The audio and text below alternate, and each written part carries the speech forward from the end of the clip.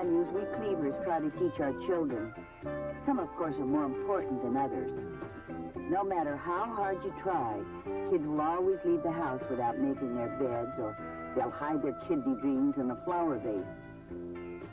But in our family, we place honesty at the top of the list. Unfortunately, a lie can sometimes seem like the easy solution to a problem. But the longer you live with that lie, the harder it becomes to face the truth. And that's what our story's about in this episode of Still the Beaver.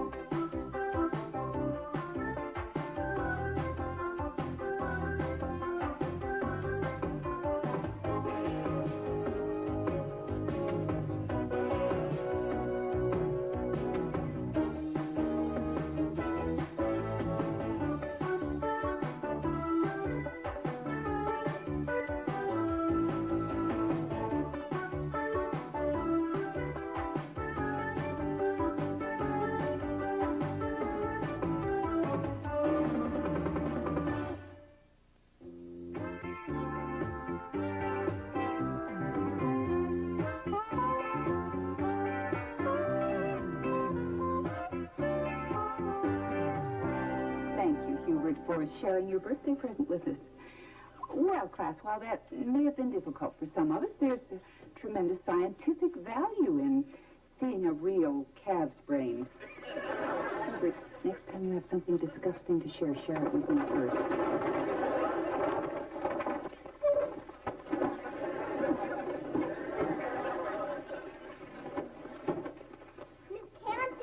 Miss Canfield! Okay, Melissa. Let's remember now, the important thing is how much joy something brings, not how much it costs. I'll try, Miss Canfield.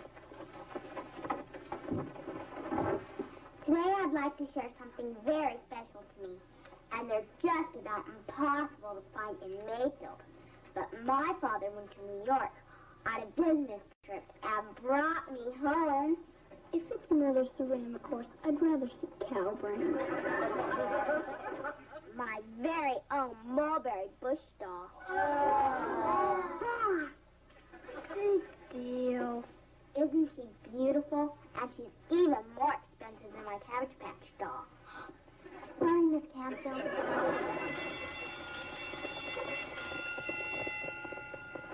Look at her.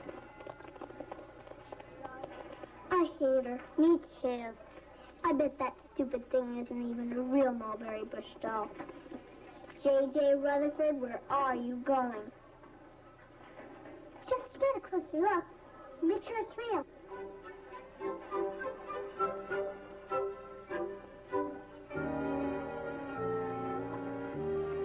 Traitor. It was the most awesome video. The guitar player goes into this solo. And all wrong, wow! Then the guitar turns into this humongous snake. Then the whole band becomes spiders eating young flies. Grandma thought it was different, but my dad's making it sound like concert. Wait, hide me, kid. Hide you from what?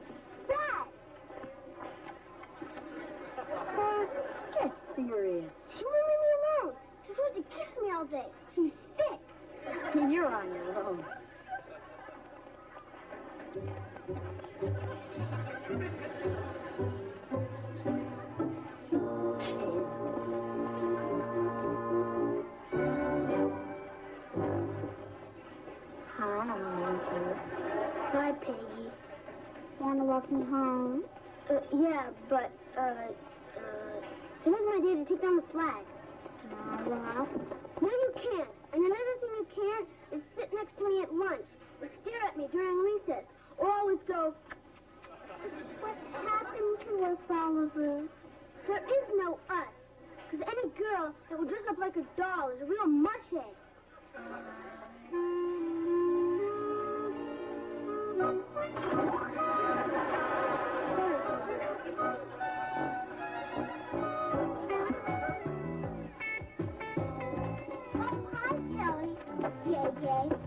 Kelly, all the other girls are coming over to play with my doll. My mom says I should even be nice to unpopular girls. So, you're invited too.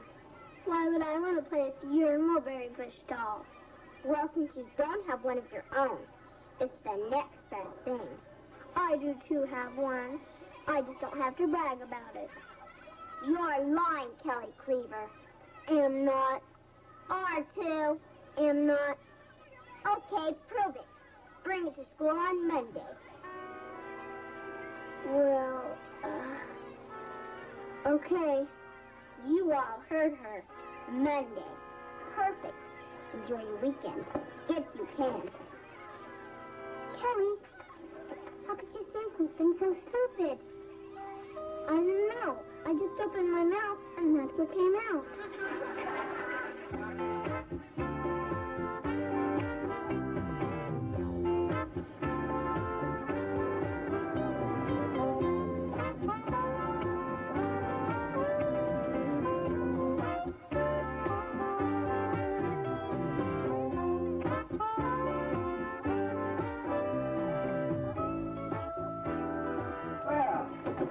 How's my little girl?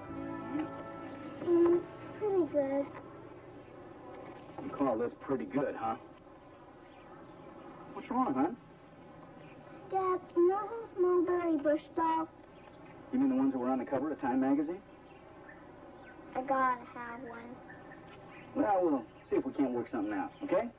Do you think we could work something out by Monday so I could take it to school?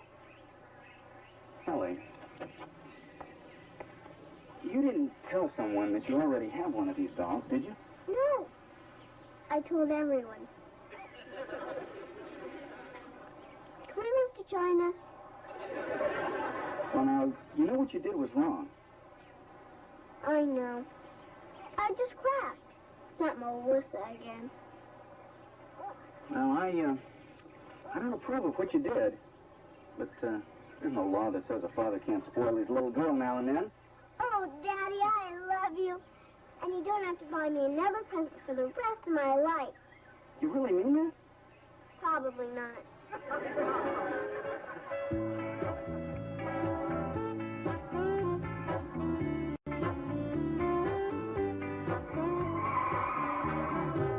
I can't believe it. Finally, somebody actually has one. It's about time. We've been to 85 stores already. Beaver, that's a mulberry bush doll.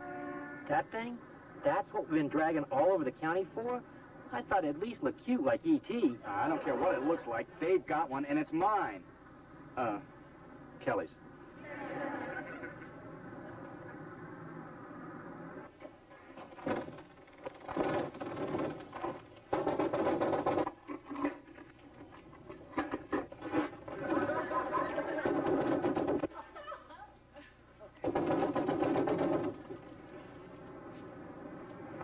Oh, thank goodness. Hey.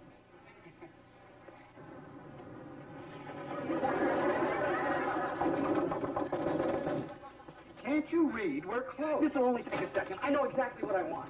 Yeah, that ugly doll in the window. Oh, is that all? You'll just give me $29.95, tax included. The doll is yours. Great. Here you go. Now, just put your name, address, and telephone number right there, and we'll contact you just as soon as our next shipment arrives. Shipment should be no longer than 12 to 14 weeks.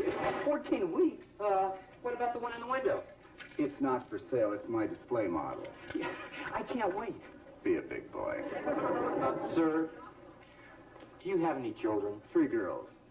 Or was there ever something that they wanted so badly that you just had to buy it for them? Oh, yes, but it's still in the window. My daughter needs that doll. My daughter needs braces. Perhaps we could work something out. That's bribery.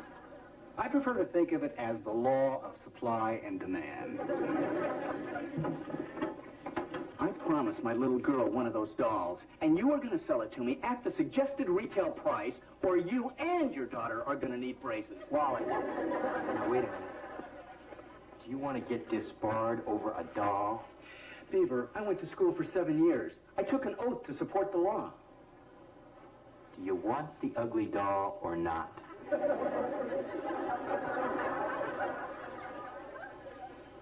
You think he'll take a check? Look, Wally, I know it was expensive, but you probably got the last one in the whole state. Yeah, for $120, you'd think you would have gift-wrapped it. Mine was only 79 cents. But I think it's a lot cuter. Yeah, boys are easier to please.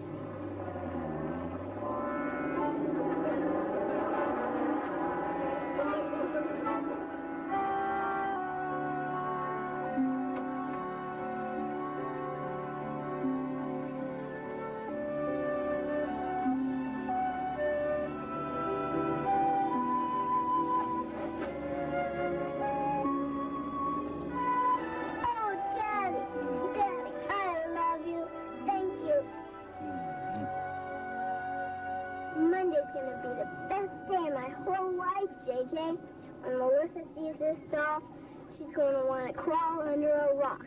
That's where she came from. I've got the best dad in the whole world. Yeah. Clarence said I couldn't have one of those dolls until my grades came up and he got a new car. Don't your parents mind you calling them by their first names? I think Letitia does. Clarence doesn't care what I call him as long as it isn't Lumpy. JJ, Kelly, hurry. A car just crunched the fire hydrant, and you can get wet from all the way across the street. Come on.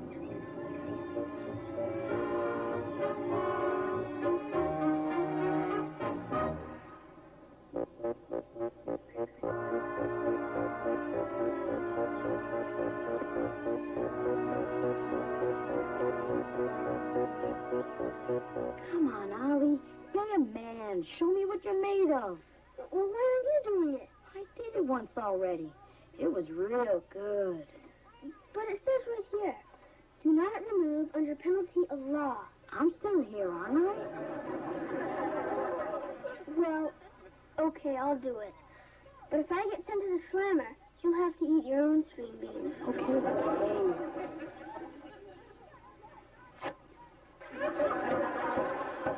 He made me do it! My life is over. I lost my doll. Big deal. I just broke the law. You don't understand. After all my father went through to get that doll, I'm going to be locked in my room for the rest of my natural-born life. At least you won't have to face the kids at school on Monday. What am I going to do? Tony dog ate it. We don't have a dog. Get Uncle Wally to buy you one. Then we can play with it. Ollie, I've got grief here. We don't have a cow over this, Kelly. There's got to be something we can do. Why don't you borrow one? I thought of that. But I don't know anyone else who has one. Me neither. Except for that creepy, snail-faced Peggy Morgan. Oh, no. I know what you're thinking. Please. I ain't going over there. Not for you or nobody. I'm not nobody. I'm your cousin. We're family. We help each other. Besides, if you don't go, I'll tell Dad who put the bubble gum in his bowling ball. Oliver, I was surprised to hear from you after you called me a mushhead. Well, it was the end of a rough day. You sure got her out of dolls. Once in a while, I'd like something else, but my parents have no imagination. Oh, this is pretty fancy stuff, huh? Thank you. I only bring these plates up for special occasions. For every day, I use Flintstone-ware.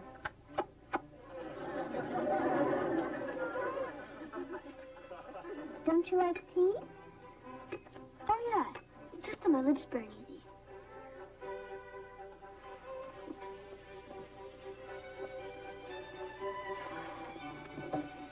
So, tell me about yourself.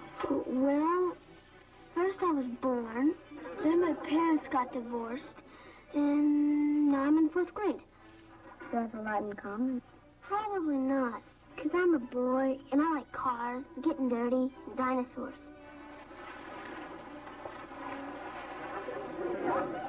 Do you like me? The funny thing about dinosaurs is, even though they were real big, they were pretty stupid. Do you like me? Oliver, I asked you if you liked me, and I'm not going to ask you again. That's a relief.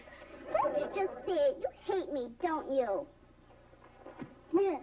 You're a sappy girl who lives with sappy dolls and drinks sappy tea. And the only reason I was even trying to be nice to you is because my cousin Kelly used to borrow your sappy mulberry bush doll, so her whole class don't laugh at her, and she won't have to move to China. But it ain't worth it. Oliver!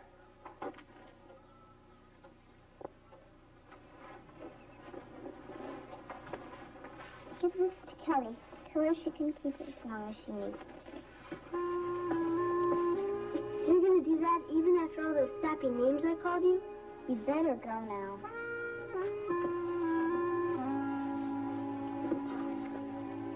Bye.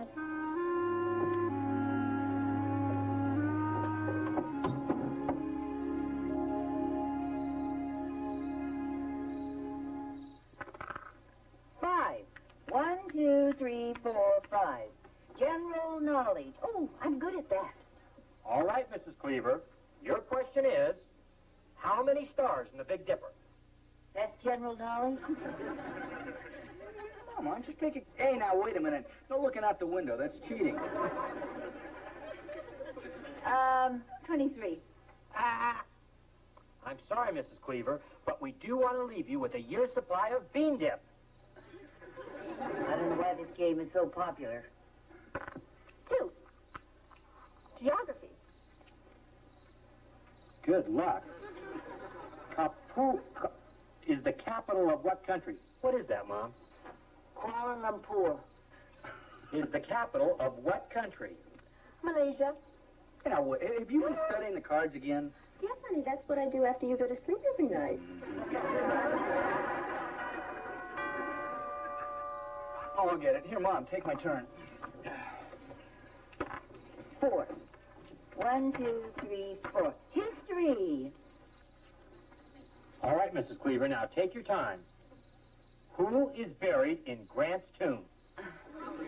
Ulysses S. Grant. General and Mrs. Grant. This game is the product of a sick mind. You won't believe this. Kelly, get down here. Kelly lost her doll in the park, and a little boy found her name in it and brought it home. It's going to take a load off her mind. Yeah, Dad? Kelly, What is it, Dad? I rotated my tires today. Again? Yeah, well, you never can be too safe. Are you enjoying your doll? Oh, Daddy, I love her. And I'd never let her out of my sight. Yes, I can see that. Well, we'll be up in a little while and say goodnight, sweetheart.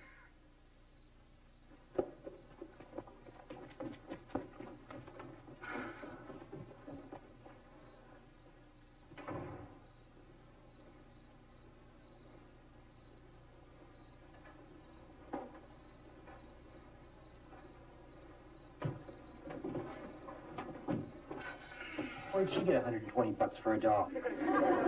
How much? That's not important. The point is that she stood there and pretended like nothing was wrong. And you stood there and let her get away with it. Under the circumstances, I think it was the best thing he could have done. She knows she did something wrong. If I know my granddaughter, she'll be down here with a little confession any minute. And if she doesn't? Don't ask me. I only raise boys.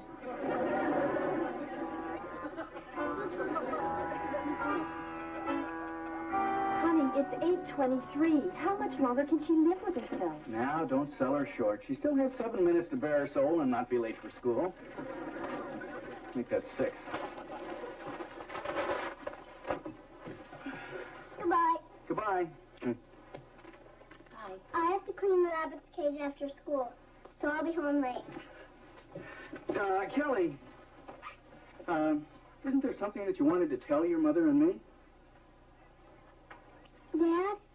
Yes, sweetie? Can I have some lunch money? It's Sloppy Joe Day. Yeah, sure. Here. Now, is there anything else? No. Nothing else. Thanks anyway. Bye.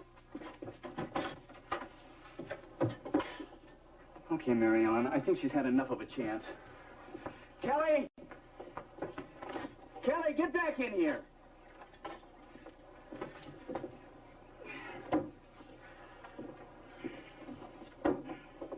Something wrong, Dad? No. I just didn't want you to leave without this.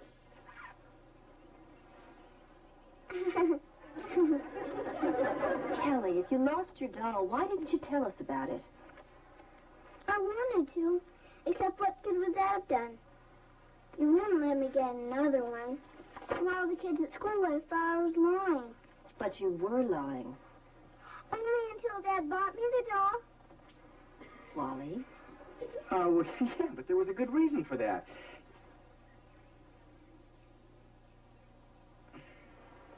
Well, I guess there wasn't. Well, it seems that I didn't set a very good example for you. See, you lied and I rewarded you. That's wrong. I didn't want to lie. But I had to show that Melissa. Sweetheart, sometimes it's easier to lie. Whether it's about having a doll or how much you like your mother's broccoli quiche. I thought you told me you liked my broccoli quiche. I lied. I make it every week. You see, when you tell a lie, it just keeps spreading. And then you have to cover it up with another lie. Like we did with the doll. But if you tell the truth, it may hurt in the beginning. But in the long run, you won't have to eat green quiche every week. Now, does that make any sense to you? I kind of knew what I did was all wrong. But I was hoping I wouldn't have to learn my lesson until after I showed Melissa up. Could I wait a little longer? That's up to you, Kelly.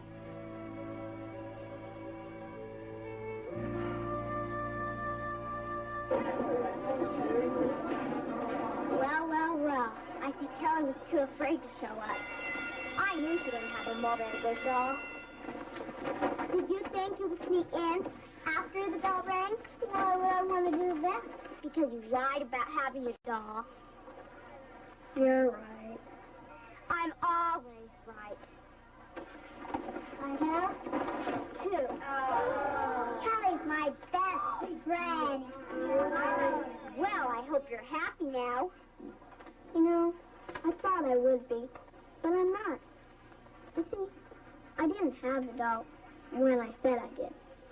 You lied. Yeah. See, I was right. Yeah, it was really dumb. And I know nobody's going to like me for it now. I won't. Except for JJ. But you know, if people only like you for your dolls, then they're not really your friends. And that's all I have to say. Hi, Melissa. Looks like a good out to go out and buy all new friends.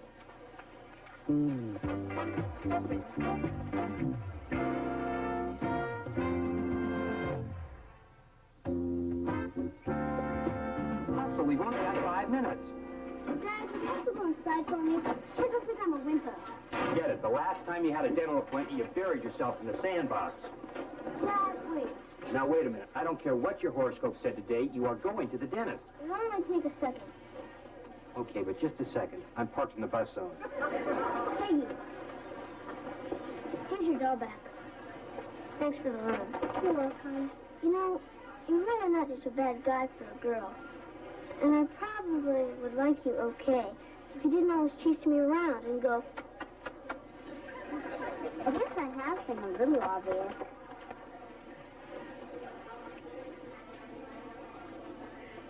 You know, I got a new dinosaur book, and maybe you could come over and look at it sometime. You really let me do that? Sure. As long as you didn't tell any of my friends.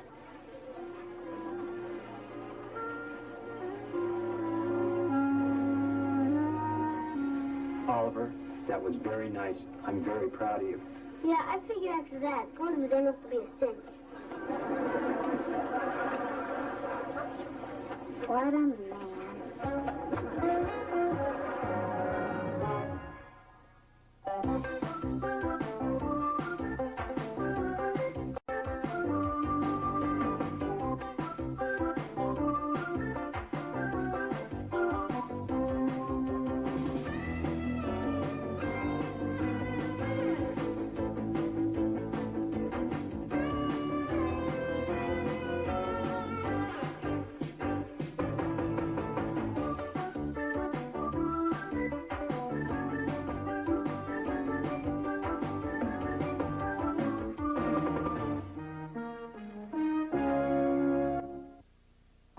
On the new, leave it to Beaver. And I think the best way to teach him responsibility is to give him a pet. They breed horses smaller than that dog. Dad said our pet had to be small.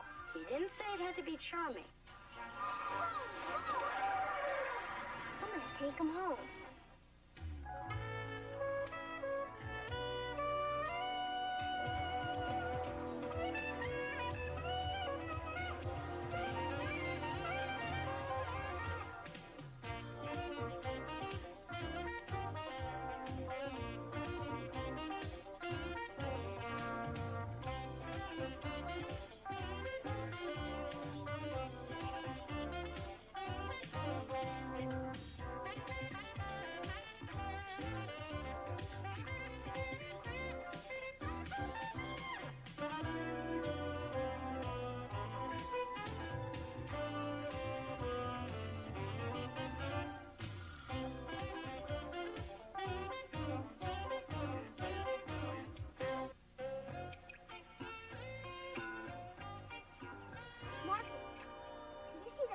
Godzilla movie last night?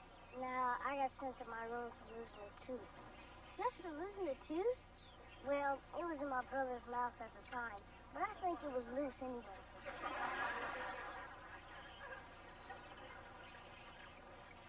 One, two, three. Uh-oh. I think I just killed a fish. You got some imagination, Oliver. Me? You're the one who's scared of kryptonite. You laugh. But I had a bad experience once. Coming? Oh, sure. Take off even before I get a chance to beat you. Wait, you can't leave like that. Oh, thanks. You're the only one I can trust with my secret identity. See you later, Ollie.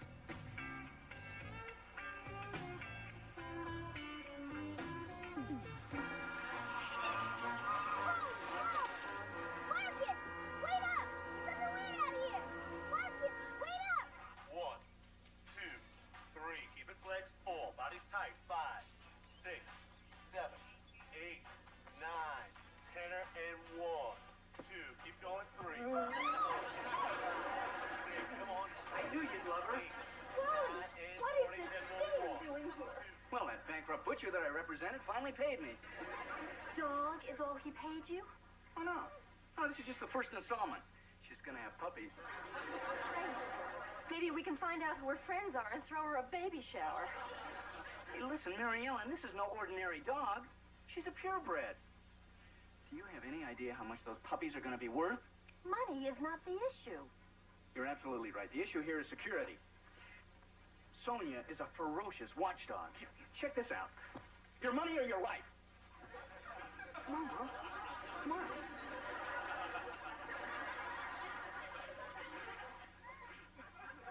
Well, she's great with kids.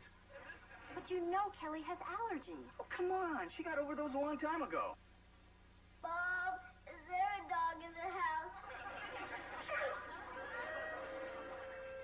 Not for long, Kelly.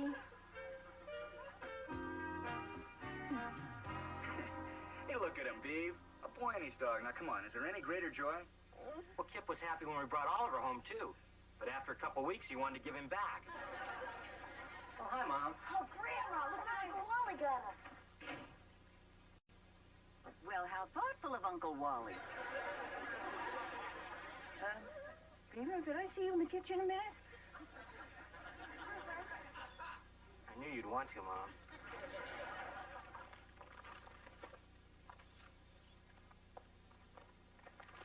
I guess you want to talk about the dog, huh, Mom? Beaver, whether the dog stays or not, that's your decision. I can always be happy in a condominium. Don't worry about it, Mom. If Wally and I couldn't keep the alligator, the horse, or the monkey, I guess the boys can live without Moby dogs.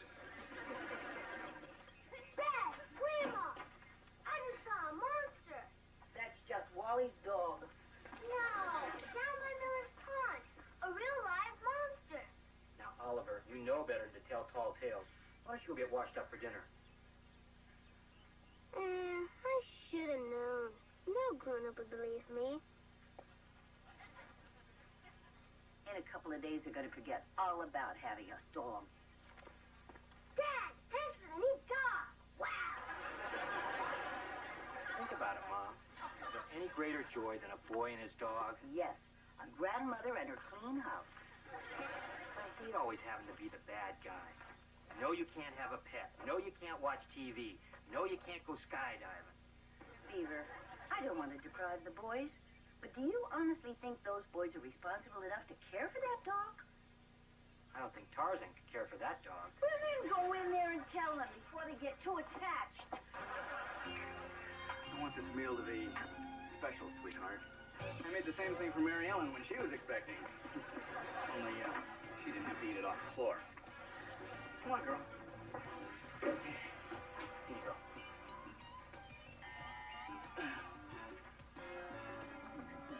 Who's there?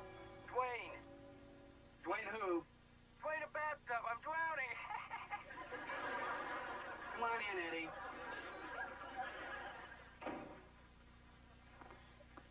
Hey, so how's the old flea bag? I wish you wouldn't talk about her like that, Eddie. Ooh, touchy, touchy. I'm here to save your marriage, not boost your dog's ego. Okay. Look, I've made a list of instructions. Now, this is what she likes to eat. Are you kidding, Sam? My kids don't eat this good. Eddie, are you sure you're going to give her a good home? Hey, who said anything about a home? I need a guard dog for my construction sites. Is that the way you're going to treat my dog? What are friends for? Oh, yeah. Sick him. Where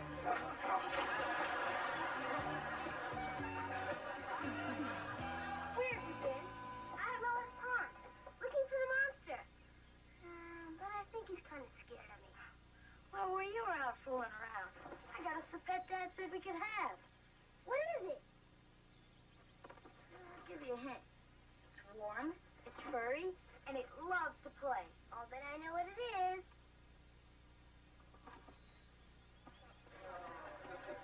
Spider-Man or kitty? Brain. That spider is our pet. And he's a tarantula, and his name's Mr. T.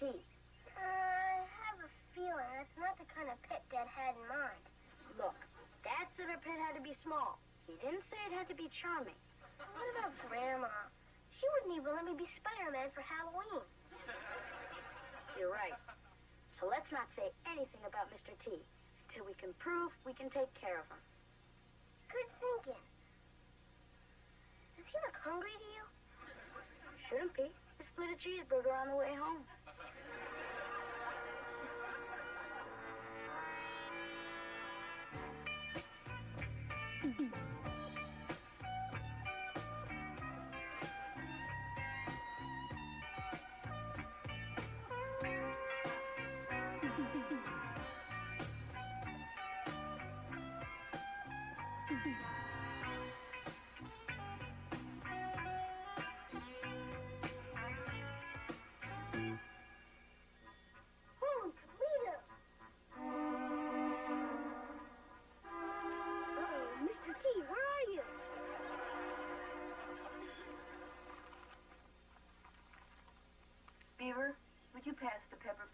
Sure, Mom.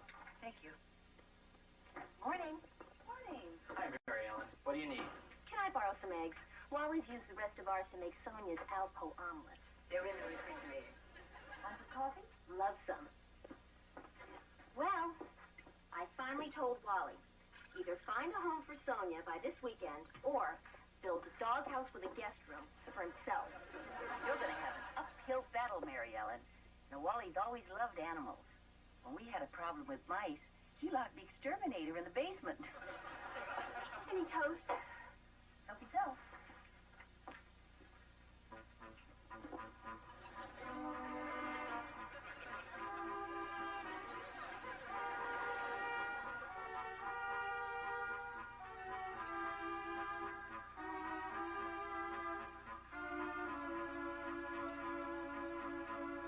Oliver, how come you're not ready for school? Because I think I'm going to be coming down with it. Well, all the more reason to have a good breakfast. Here, you sit down there. Good morning, Aunt Mary Ellen. Morning. Good morning, Aunt Mary Ellen. Hi, Kip. Well, good morning, Chip. I suppose you're going to be coming down with something, too. Yeah, well, there must be something in the air or on the floor. Well, come on, sit down here. I'm not serving breakfast in shifts. Jelly in the fridge? Uh-huh.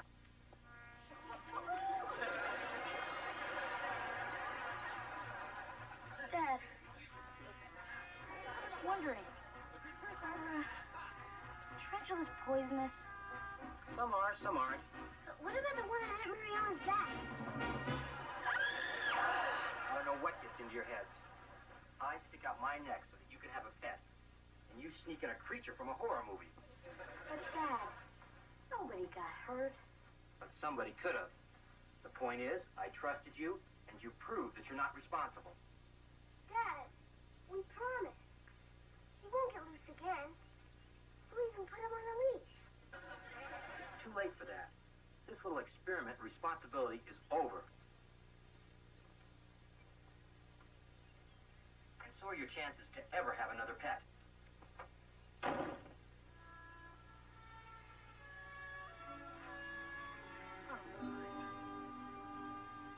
So Mr. T's history, huh? Yeah. We treated him to the pet store for a rubber ball with a bill in it. How'd John take it? She didn't say a word about it. As a matter of fact, she hasn't talked since it happened. Man, you got off easy. If my spider attacked my aunt, I'd be hanging on some satellite right now. You scared the monster. Get a grip, Ollie. There aren't any monsters in Mayfield, except for that weird guy who talks to himself in the post office. Oh, yeah? If there are no monsters, then where do these tracks come from?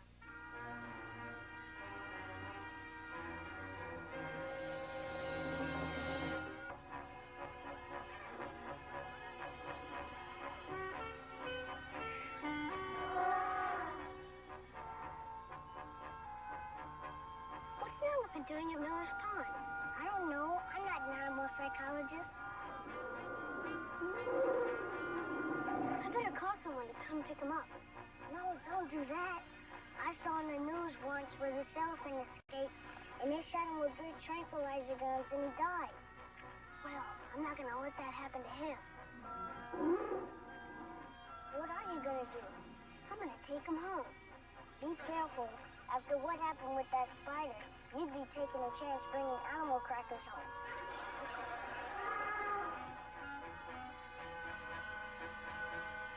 I promise I won't tell.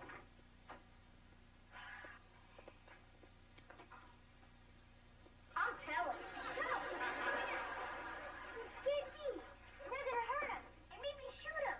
And we gotta protect him. Yeah, Ollie, where are you? We're in the garage. Blabbermouth.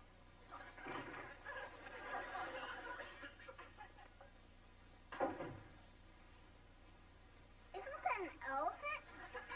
No, it's Lumpy Rumpelford, and he's going to a costume party. It is not Lumpy. It's Sinbad the elephant. We learned about him in current events yesterday. He was supposed to be in a luggage commercial, but he ran away. Everybody's looking for him. Well, they're not going to find him, because I'm going to keep him right here. Nothing bad happens to him. You don't have any idea how to take care of an elephant. Sure I do. I've seen Dumbo 3 times. Oliver, be realistic. You can't keep him here forever. Listen, if you don't want to help me, then fine. Just get out of here. Come on, Kip.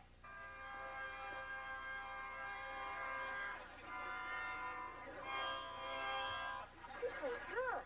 We're in help. Maybe we could help you until we can figure out something to do with it. Thanks, guys. But remember, not a word of this leaves the garage. Deal? Deal. Deal.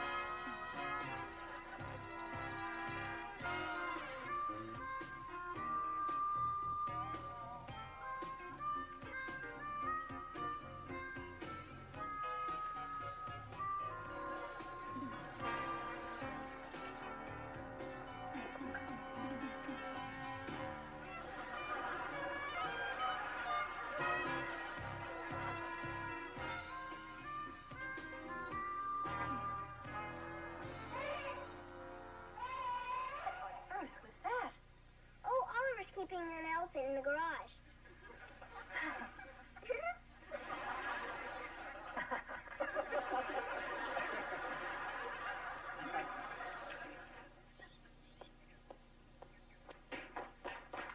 Dad, wait! What are you doing?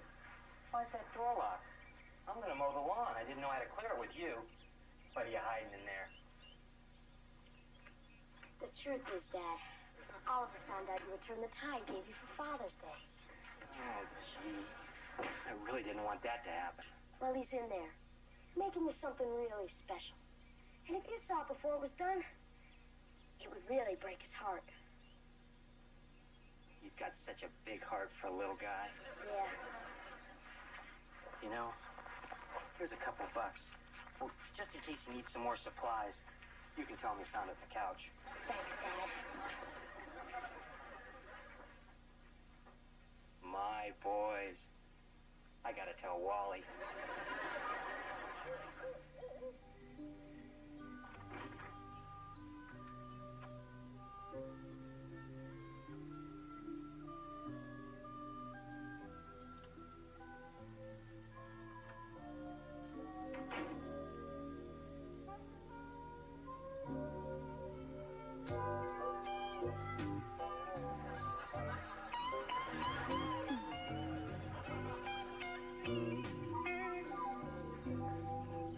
Don't get discouraged, girl.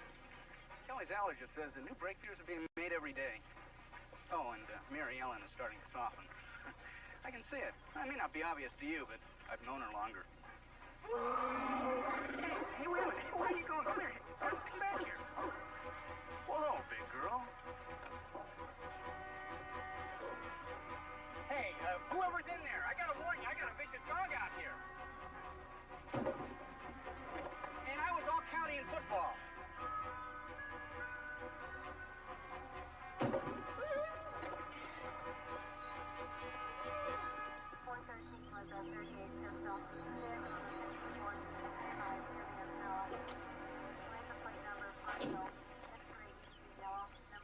I just caught the news on my CD radio. So who you got locked in there, Beaver? The ex-wife? Good morning, Mrs. Cleaver. That's a very becoming robe you have on. Some things never go out of style. Thank you, Eddie. I wore it just for you. You in the garage. Come out with your hands up. This is your last warning. You have 60 seconds to surrender. Kip! Wake up! What is Don't quit! It's Sinbad. There's cops in our driveways with guns. Ollie, wake up! Wait! Sit here! Okay, your time's up. We're coming in.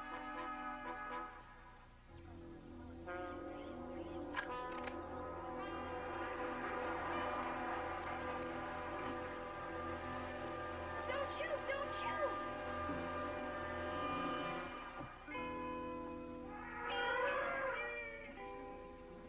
Happy Father's Day, Dad.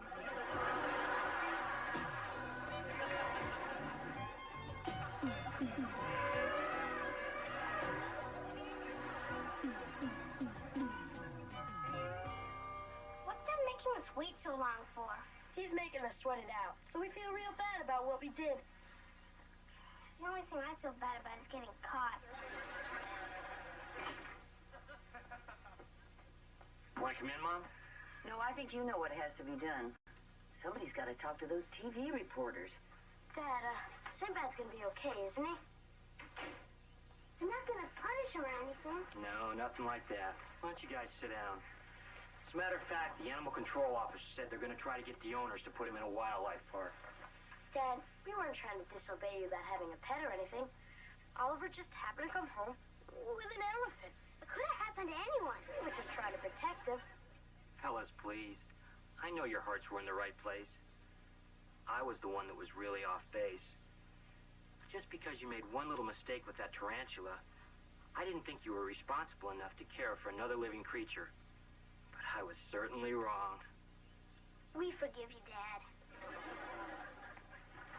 Aw, thanks, Ollie. And you know, the next time I tell you that you can never do something again, remind me of the time that I told you could never have another pet. You mean we can have another pet?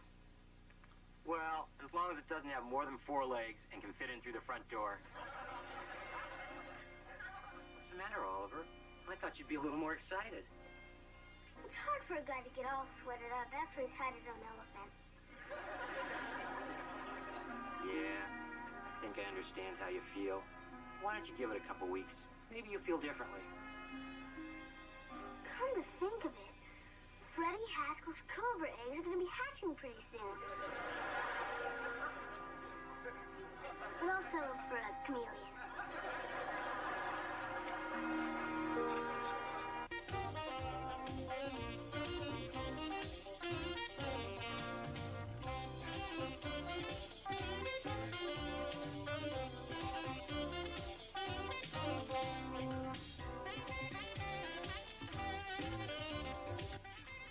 Take care of yourself and your family with a show that puts parenting in perspective.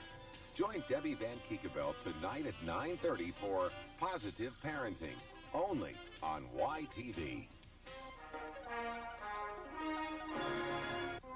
My little girl got the lead in the class play. How about that? You don't understand. Sleeping Beauty's got to get kissed by a handsome prince for 3 nights in a row. Yuck. Sleeping Beauty. I just hope she doesn't slug him in front of all these witnesses.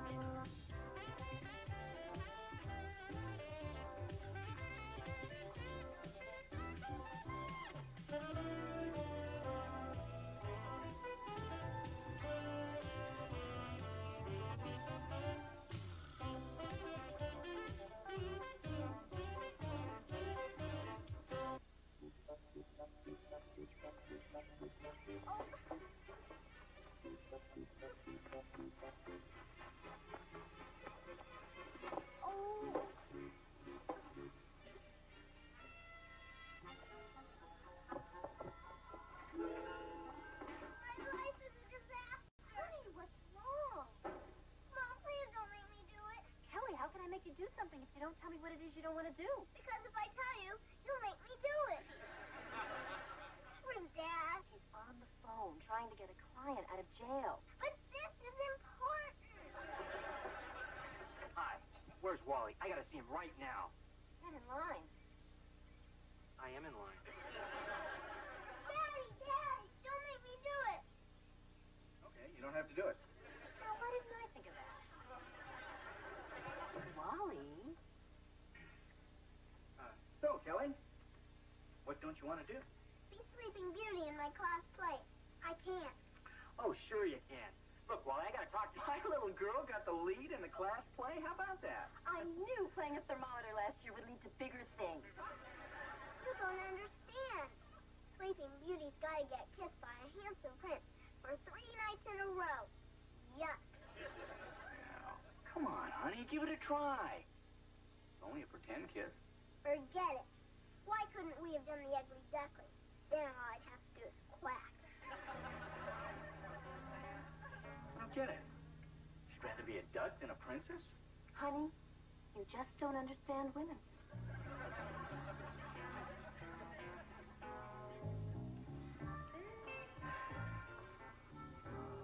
So, what's your problem, Beaver? Not my problem. Our problem. Floyd Sullivan's back. Hey, no kidding. How is the old guy? Oh, well, I'll tell you how he is. He's rich, he's handsome, and he's here to steal Mom away from her happy home and stick her on a 70-foot yacht in Key West. Who told you that? He did, when he called up to ask her out. Oh, come on, Beav. She wouldn't marry the guy 2 years ago. Why would she do it now? Well, think about it, Wally. She used to have time to be with her friends, travel, sit on the city council. Then bingo, I move back home, you move next door. Suddenly, she's a full-time grandma. Floyd's her ticket to excitement. Boy, now I'm starting to feel bad. Mary Ellen and I never think twice about going out on the town and leaving her home with Kelly. Well, it's not that the kids and I couldn't manage without her. It's just that she's become such a big part of our lives. I'd hate to lose her. Well, you know, Beav, if you're really afraid that Mom's going to jump ship, we all better start making her life a whole lot easier. You know what we should do? What's that? Start treating her like a guest in our homes.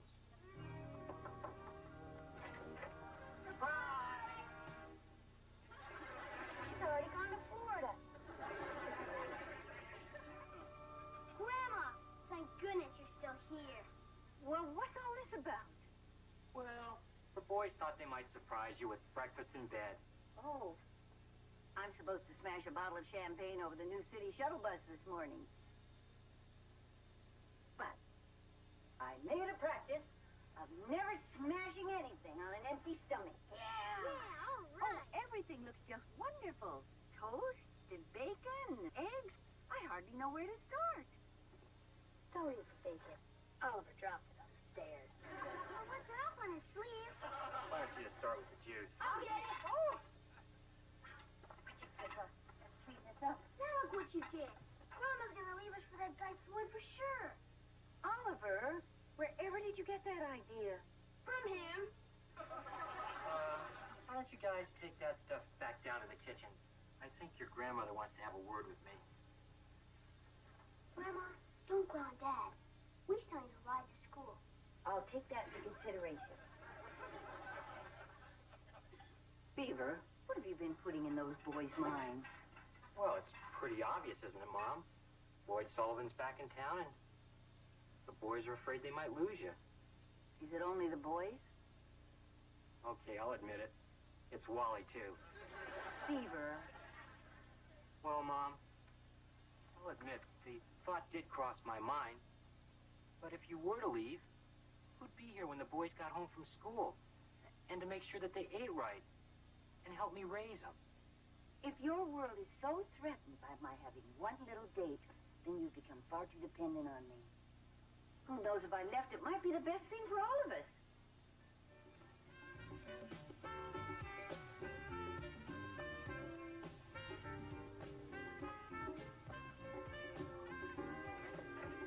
Oh, hi. Hi, honey. Have a good game? Yeah, I won all 3 sets. Well, it wasn't too tough. On his first serve, Lumpy hit a lady in the snack bar and got a little tentative after that. Well, I'm glad somebody around here had an easy afternoon. What's up? Wally, I'm worried about Kelly.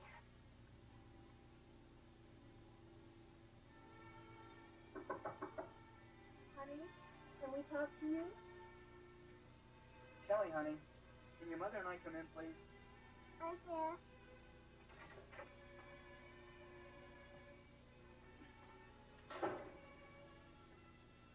So, how's everything in school? Not bad, but I can't never go back. Not after what I did. Kelly, before we start checking in the private schools, could you tell us what happened today?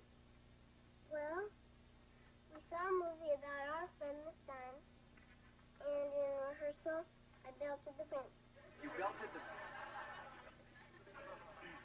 Any particular reason why? He tried to kiss me. Everything was going fine until Miss Canfield said we were going to rehearse the last scene. So I lay down on the card table and closed my eyes. And Doug said, "That's the prince. At last I have found you, but I fear I am too late, for my life will never be complete without you, my sleeping beauty." Then I smelled salami. So I peeked a little, and there was his face coming closer and closer, all puckered up like a fish. And then the only way I could stop him was pow. Well, it's lucky that his father's a dentist. Honey, the kiss is supposed to be the happy ending. Not for Dad. Kelly, listen, I know you can play that part, but if it's upsetting you this much, why don't we just stay home this weekend? We'll rent a movie and make some popcorn. No way. Okay, Kelly. What's going on? You want to be in this play or not? I don't. But I got to, or else everyone will think I'm a loser. And I'll never get picked for anything again except banging a racer. Well, okay, stay in the play. But tell Miss Canfield that you want a less demanding role, like a peasant or a rock.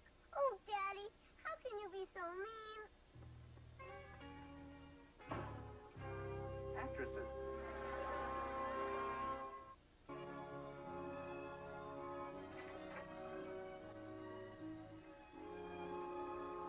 Come on in, sweetheart. Grandma, I know I'm not supposed to bother you, but can I watch you get ready for your date? You certainly may. And you can bother me anytime you want to.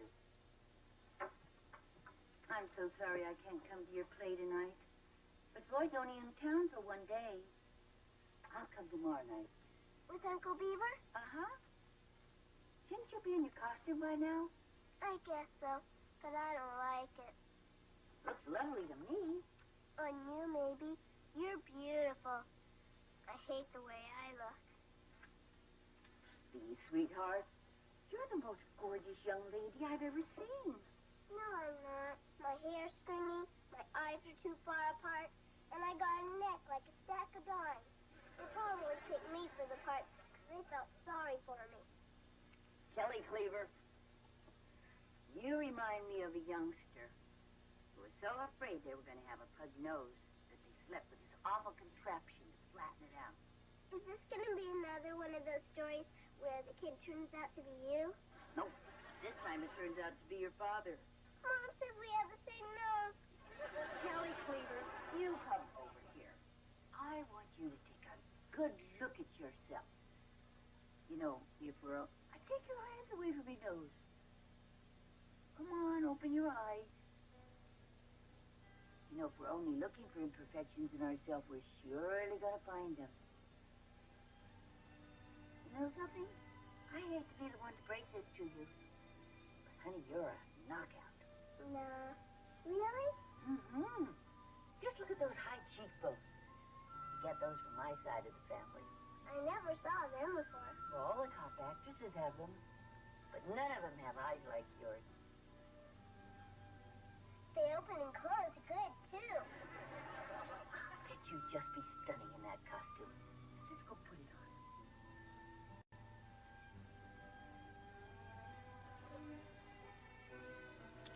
Here's your costume. Oh, what a pretty petticoat.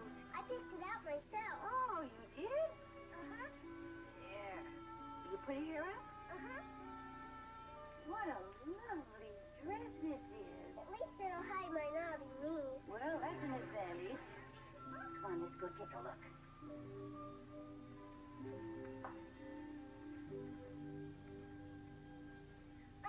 got a neck like a stack of dimes. Well, so did Cleopatra. And Audrey Hepburn, and even your grandmother. Look, I'm going to let you in on a little secret. Put your hair up. See? No, Grandma, you're right. I am a knockout. Yes, you are. And it's not just because of the way you look either. It's because of who you are. It's your sweetness and your curiosity and your sense of humor. That's what's gonna knock that audience right off their feet tonight. Thanks, Grandma, for always being there when I need you. Oh, I love you, Kelly.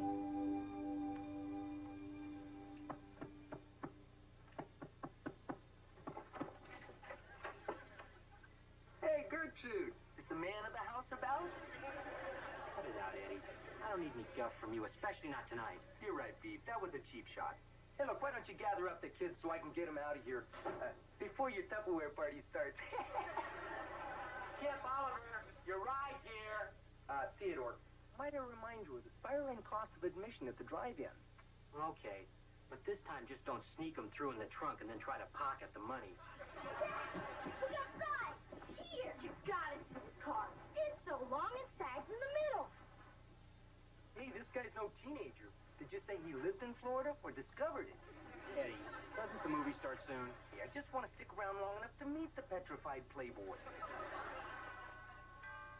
Maybe if we don't answer, he'll go away. Now, come on. I want you guys to be on your best behavior. And you too, Eddie. Theodore, how nice to see you again. Ah, thank you, Mr. Sullivan. These are my two sons, Kip and Oliver. Kip? Oliver? Well, how was your trip? Fine. Who is that obnoxious child out front who tried to charge me for parking? You must have encountered my firstborn, Frederick. And this is Eddie Haskell, who's just leaving. It's a pleasure, sir. Coming, son. And may I say, that's a splendid suit. Are ascots back in fashion again? Why don't you boys go outside and keep Frederick out of trouble? Boy, he must be a messy eater. He's got a napkin on his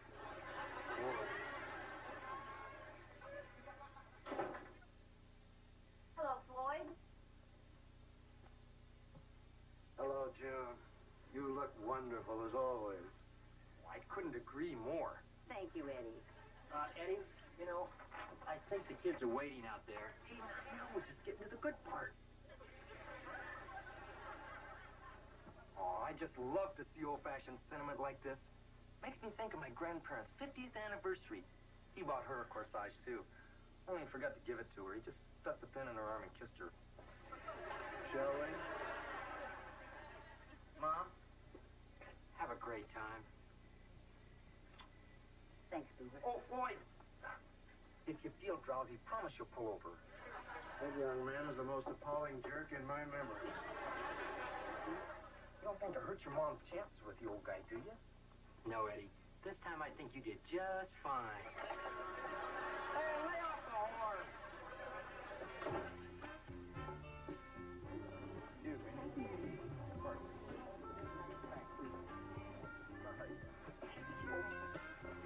Excuse me. Hi.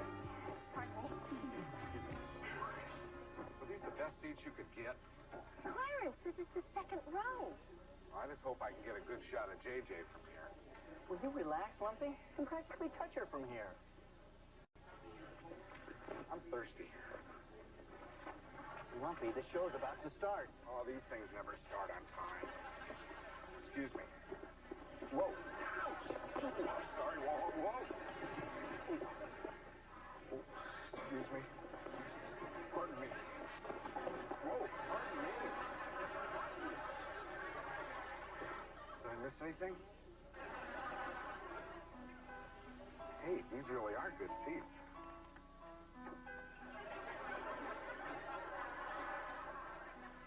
Long ago, far away, in a magical kingdom, Princess Aurora was born, sitting steps in a fair queen. From near and far, people came bearing gifts, including me, her fairy godmother. Thanks, Clarence. Now I can't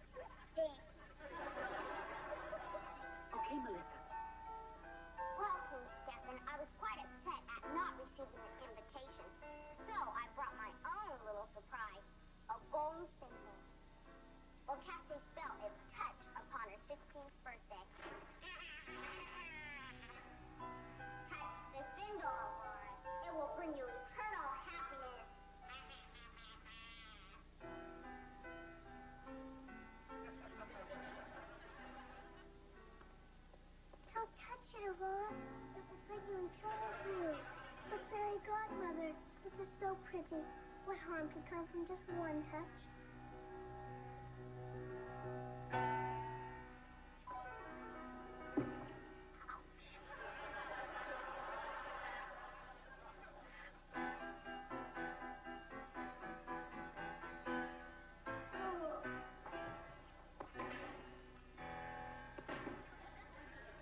This is it.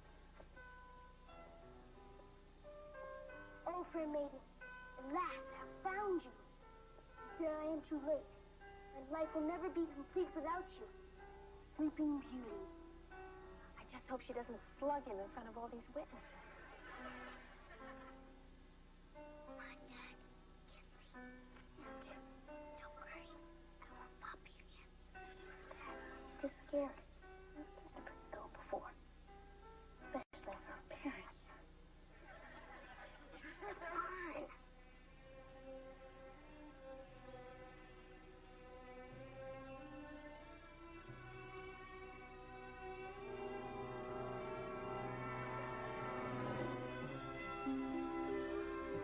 Don't worry.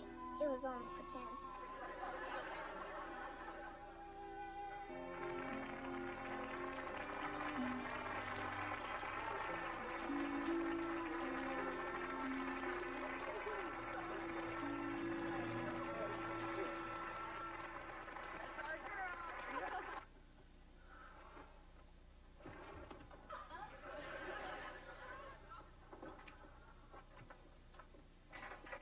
Mom's not home yet, huh, Beaver? Not yet. You worried too? Oh, no, I always walk around the street at 1:30 in the morning. Come on. I don't want her to know we're waiting up for her.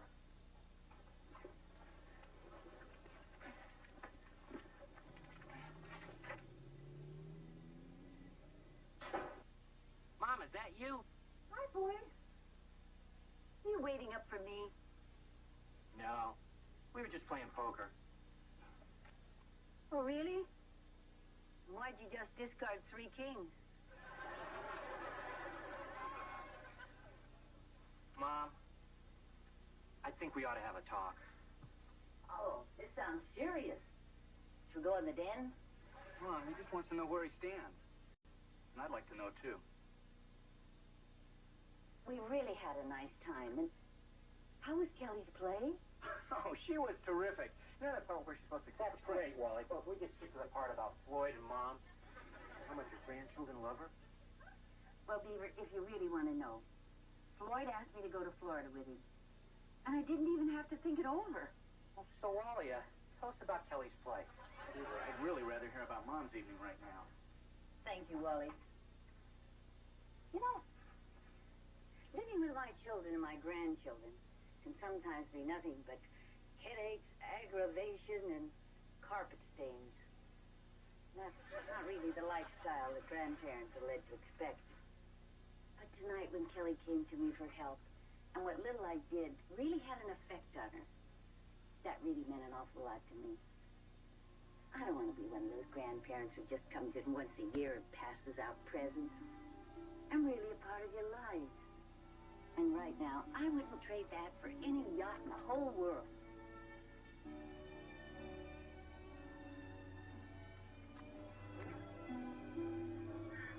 It's been a long, wonderful day. I don't know about you two, but I'm turning in. Oh, not me. I've got to finish scouring the oven.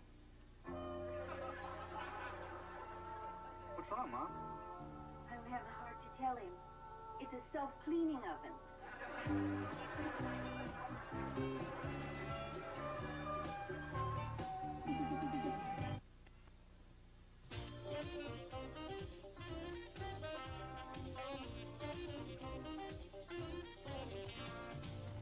Old Spanish California's classy defender of right.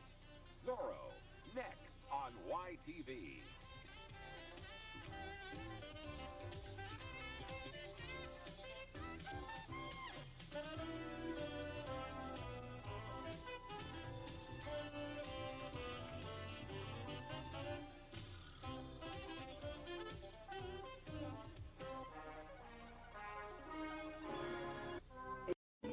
One thing that never seems to change from generation to generation is the desire to belong.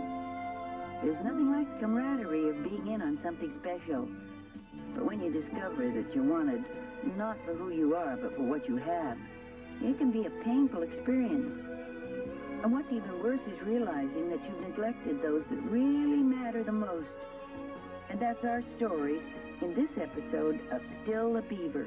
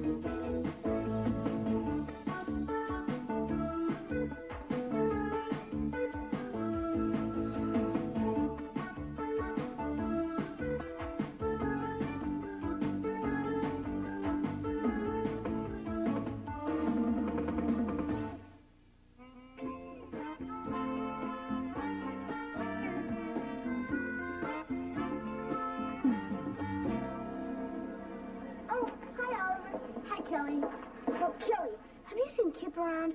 We're supposed to go to Neptune's restaurant and make faces at the live lobsters. I haven't seen him since the fire drill, when he was trying to stop Barry Haskell from making siren noises. Typical. Look, Ollie, I'm in a jam. I've got Junior Chipmunk meeting for the whole week. And now I'm supposed to build this diorama with dinosaurs and junk. Dinosaurs? You lucky dog. I gotta memorize poems by a dead guy. Some luck. I know less about dinosaurs than I know about Roman numerals. Oh, dinosaurs are easy.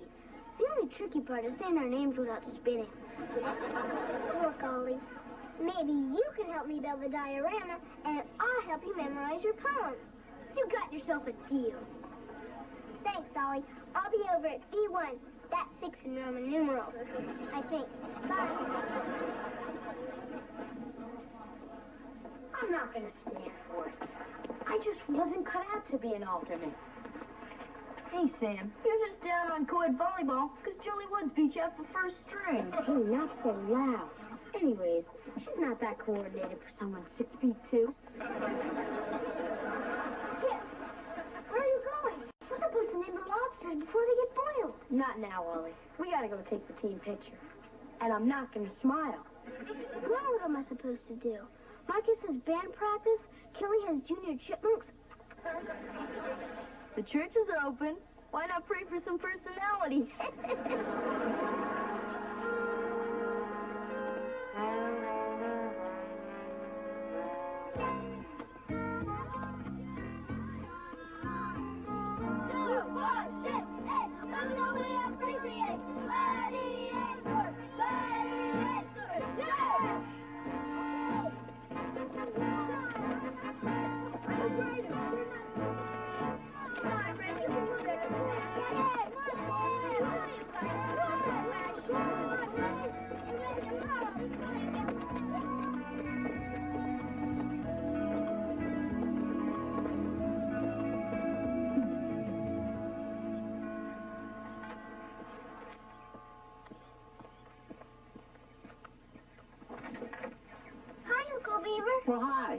Ollie home?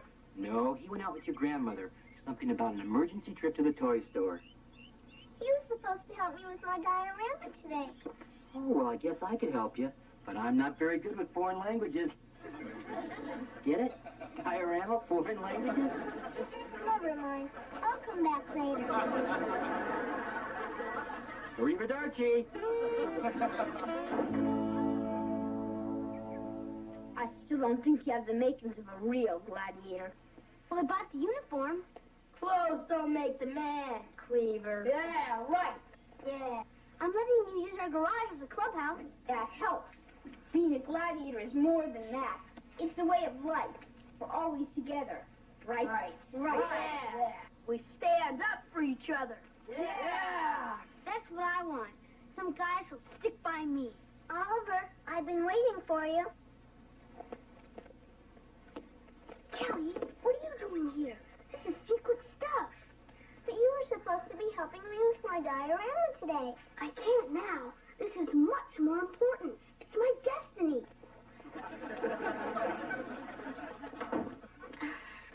I like the way you handled her. If you are gladiator material. I can be tough if I'm pushed. All right. We'll let you in. But first you gotta take the secret oath. But if it's a secret, how will I know what to say? Watch my lips. Do you swear to uphold all the rules of the gladiators, to be loyal to all of the members, and to keep all our stuff a secret until after you die? Well, I'm not allowed to swear, but I'll promise real hard. Falcon, I think we better throw this one back in the pond. Yeah. All right, you're in, kid. Now prepare for the final test. Right now.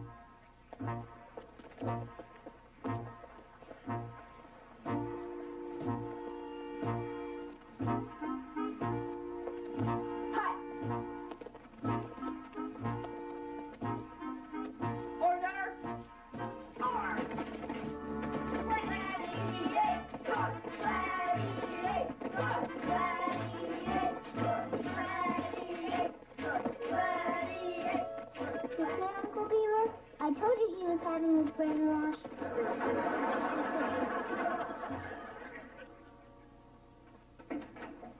Mom, you'll never guess what Oliver's doing with that outfit you bought him. He does look good in it, doesn't he?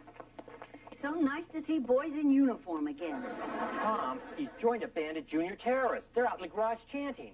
Oh, I wouldn't worry about it. I think that's the way the Beatles got started. I don't like it. They didn't have groups like that when I was a boy. No, I just bought you that Zorro outfit and you slashed Z's all through the neighborhood. Do you know you frightened Mrs. Donaldson's cat so badly that it was 3 weeks before that cat could eat solid food again? Mom, Zorro only fought for good. He'd run these kids right out of old California. Beaver, you understand what Oliver's going through, don't you? Everybody he cares about is involved with something else. Yeah, I guess he wants to be a part of something. But if I had my way, it wouldn't be those gladiators. Well, you know as well as I do. If you forbid him from joining, it's going to make them that much more attractive. Yeah, maybe you're right. But if those kids start pillaging Mayfield, you're going to be the one that has to explain it to the neighbors.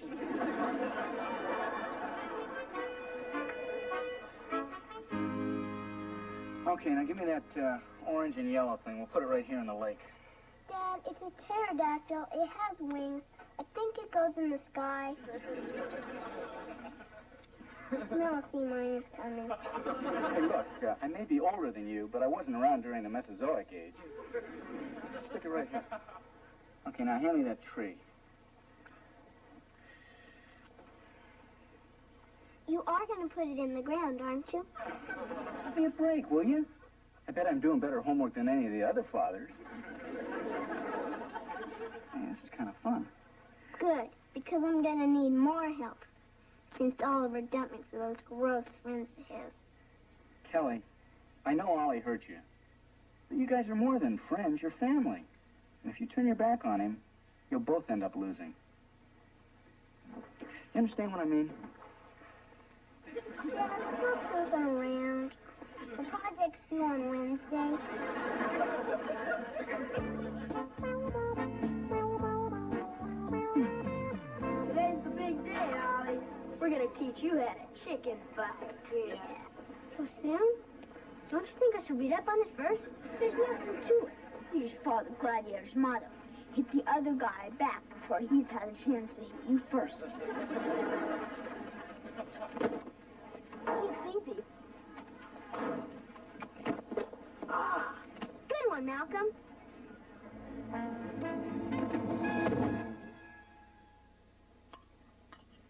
So what happened at school today? Well, the bell rang at 8:30. Then I was in homeroom till 9:10. Well, then I traded my lunch to Janet. I think your father means, did anything interesting happen to you today? Oh, well, I don't think anything interesting is going to happen to me until I get a car. Kip, is your brother coming down to dinner, or is he out at the chariot races?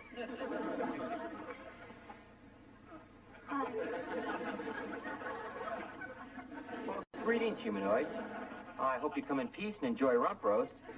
Oliver, I thought you were a gladiator. Oh, I am. But a guy's got to start thinking of his future. Oh, well, that's nice, dear. But on our planet, we don't wear space helmets at the dinner table. But I can't take it off. It's against Federation rules. Oliver, you heard what your grandmother said. Take off the helmet. Oliver?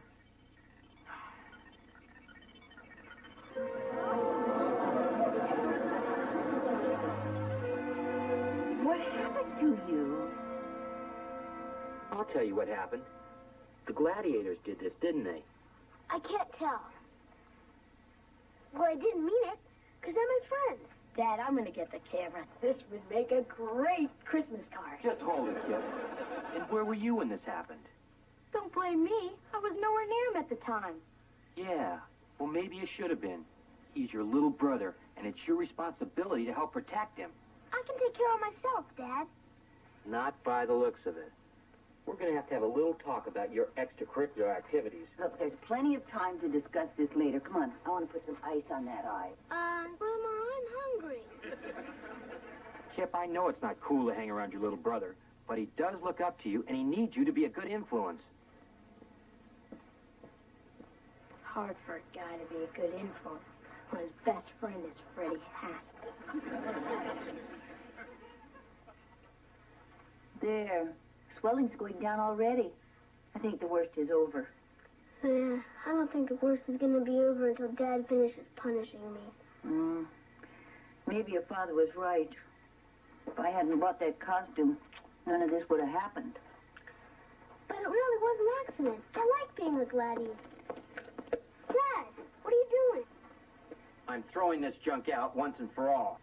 But Dad, if I don't have that stuff, I can't be a gladiator. Exactly. It's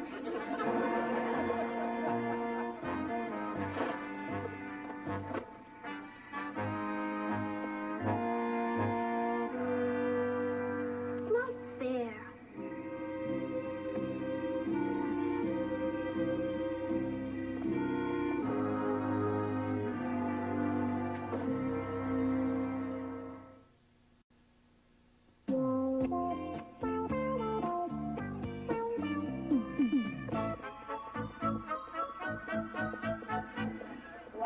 Some shiny you got there, Ollie. That's no big deal. And it got us out of the science quiz, because the teacher explained on the whole period how you get one. Great scam. You don't forget, Beaver Chicken Fight Championship. Yeah, I can't wait. Malcolm, is it okay if I borrow your battle gear when it's my turn? What happened to yours? Oh, nothing. My dad sort of threw it out when he saw my black eye. You didn't squeal on a fellow gladiator, did you? Nah. I've seen enough movies to know what happens to prisoners who tattle. So I'll just come to the park and watch you guys. Green on. If you don't got your stuff, you can't be in the club. See you around.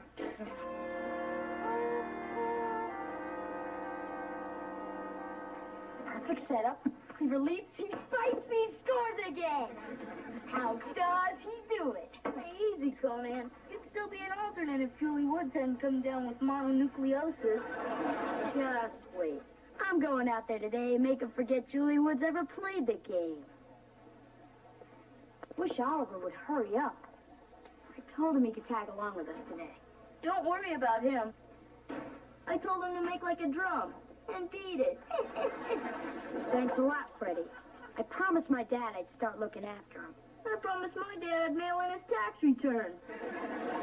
Come on, if we get there before Coach, we can lower the net a few more inches. Whereas my client, Edward Haskell, steadfastly maintains his innocence, I have convinced him that it would be prudent to settle this matter out of court. I hope that you concur and accept his generous offer to attach a heater to those heating vents he installed in your hospital room. Sincerely, Wallace Beaver, attorney at law. Boy, I still like the way that sounds. Hi, Uncle Wally. You stay there, Uncle Wally. I'll find someone to rescue you. Wait a minute, Ollie. Come here. This is an anti-gravity machine. Helps me get rid of my back pains. That's why I'm home from work early. Want to try it? No, thanks. When I get older and start creaking. Uncle Wally, I have a legal question to ask you. Can kids sue their dads? Well, it's not unheard of, but you'd have to have a very strong case. Oh, boy, do I. Dad threw away my gladiator stuff just because I got a black eye. I think that's cruel and unusable punishment. Yeah, that is pretty rough. But, I'm afraid the only way that you could sue your dad for throwing away your stuff was if you were wearing it at the time. It's not fair. I have no one to play with. The gladiators kicked me out. Marcus has band practice. Kip's too busy. And Kelly hates my guts. Well, that's a bum rap, all right. But, I have a hunch. If you apologize to Kelly, she might, change her opinion of your guts.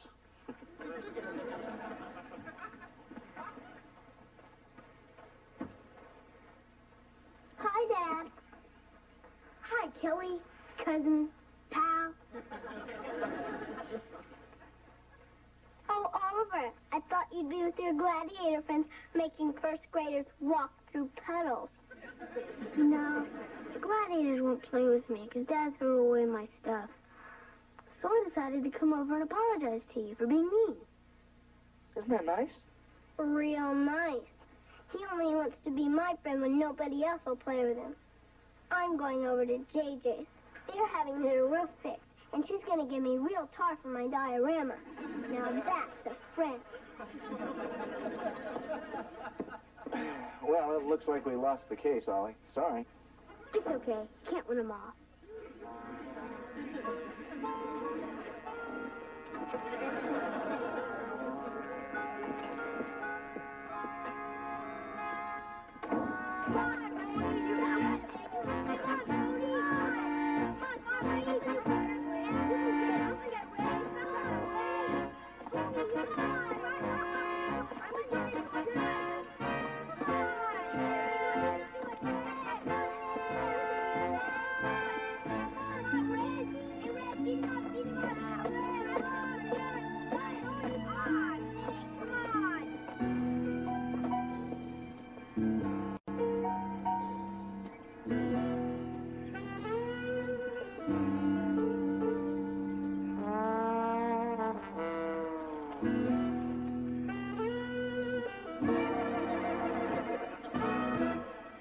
Out here, Oliver?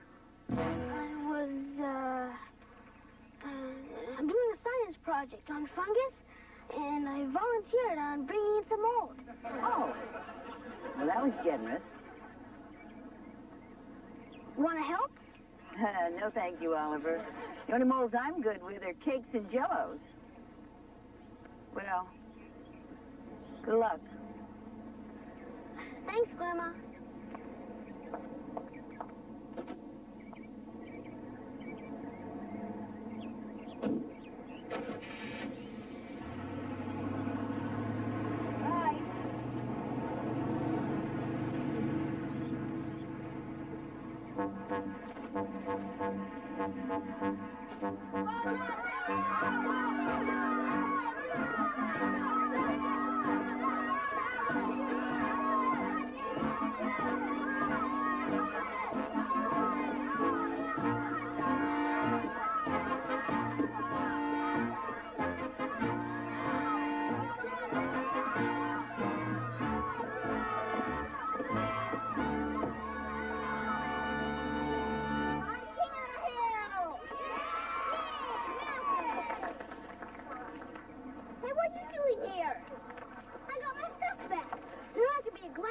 again.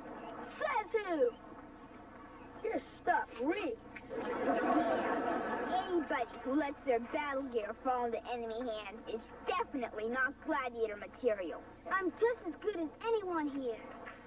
Prove it. I'm not scared of nothing. I once watched my brother get stitches and I didn't even cry. Oliver, don't be stupid. You don't have to prove anything to these zeros. Watch for your car in a zero, Shorty. Stay out of this, Kelly. Oh, yeah, I forgot. I don't count, because I'm not a gladiator. Do you really want to get back in the club? I stole the uniform back, didn't I? Then crash your stupid dinosaur thing. Oh, well, I would. But the Stegosaurus is mine. And it's a part of a family. Come on, Oliver. Don't you want to be one of the guys?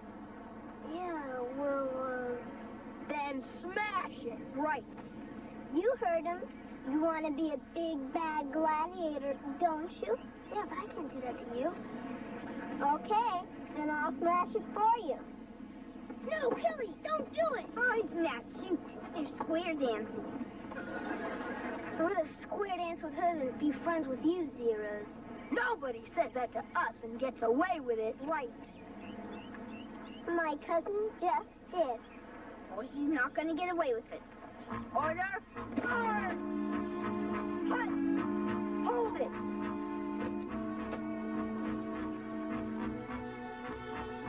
If you want to get to them, you'll have to go through me first. Okay. I don't believe this. What are we going to do with you guys? Kelly, how am I going to explain this to your mother? You could tell her it's an art project. Dad, can I say something? Why not? Somebody in your position has nothing to lose. I think a lot of this is your fault. My fault? Tell me, Kip, just how hard did that guy hit you? No. See, all during volleyball practice today, I kept missing easy spikes and setups. And I finally had to admit the reason why. Because you're really not a good volleyball player? See, after I heard about what you said, about how Oliver needs me and stuff, well, I went to find him. I made you feel real bad, huh? You sure did. And, Daddy, it was because of what you said about how family was the most important thing that I didn't give up on Ollie. No kidding. You felt bad too, huh? Looks like I'm the only one who's still in trouble. I know stealing my stuff back was wrong. It certainly was. It's just that I wanted to be a gladiator so bad that nothing else mattered. But I sure found out who my real friends are. Ollie, we'll always be friends. Just because we're friends again doesn't mean you can get mushy on us.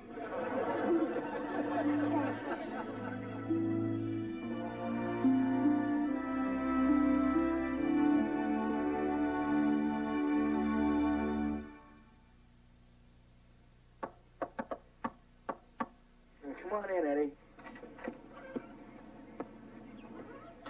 Good afternoon, sir. It's a rare treat indeed to share the secret of your youthful appearance. Shouldn't you be your father? Well, he sends his regards, but he was detained in an unforeseeable toll booth altercation. Are those the revised hospital blueprints? Yes, sir. And my father's convinced that these documents will allow him to remain a free man. I'll try, but I'm only human. Well, goodbye, sir. Yeah, bye, Freddie. Hey, Freddie. Is my check in the envelope? Well, ordinarily it would be, but the tellers at my father's bank are on strike. And in support of their cause, he's refusing to use the facilities. Do you believe that, sir? Not in the least. I told him you would. Good day, sir.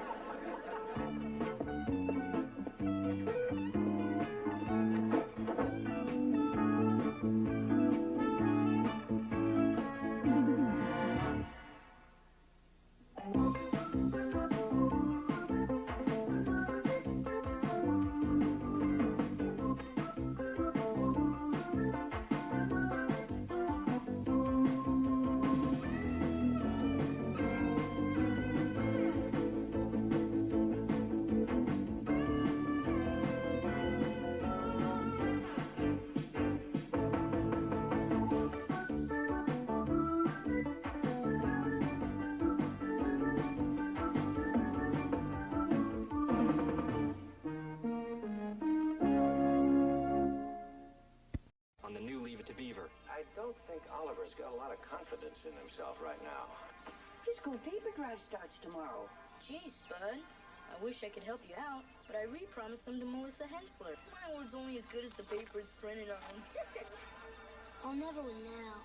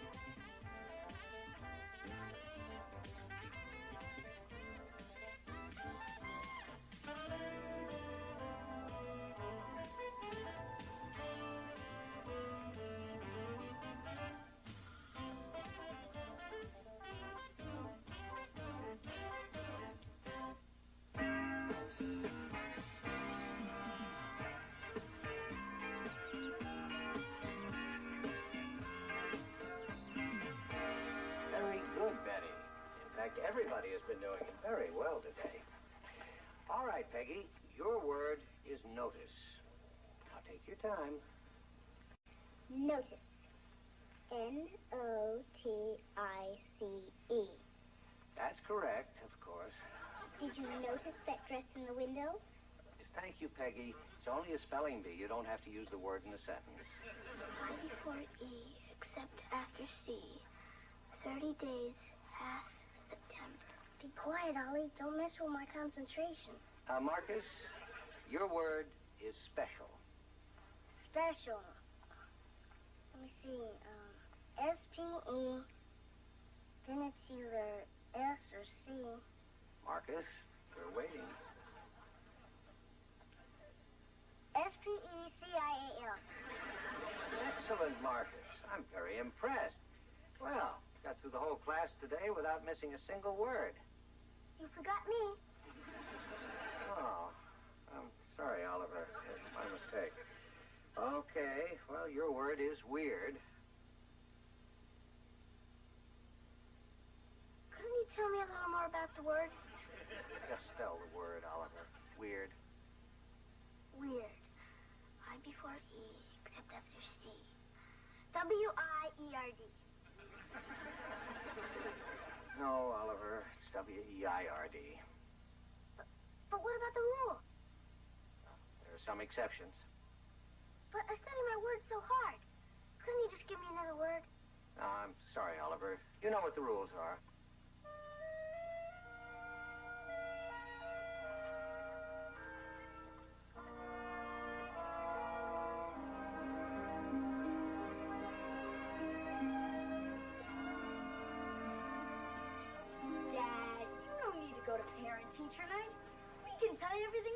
About what we do at school.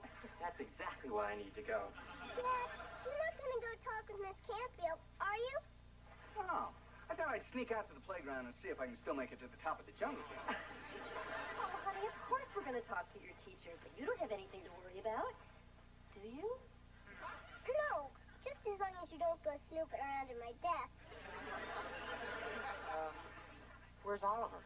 He's upstairs moping again. He's not still upset about falling off the riser during the class picture, is he? Heck, Dad, I don't know. But I'll look after him for you. Thanks. Now you know where to reach us if you have any problems. Kip, I'll be visiting your class. Anything you want me to ask your teacher? Yeah. I would appreciate if you could find out if they're going to be obtuse angles on tomorrow's quiz. See if I can work that casually into the conversation. I think we ought to go. Yeah. Oh, yeah, we don't want to be late. Stay after school. Bye, honey. I hope Miss Canfield doesn't mention that I use Melissa Hensler's retainer for my collage. I don't have anything to worry about. Freddie Haskell in your class. Everybody else looks good in comparison.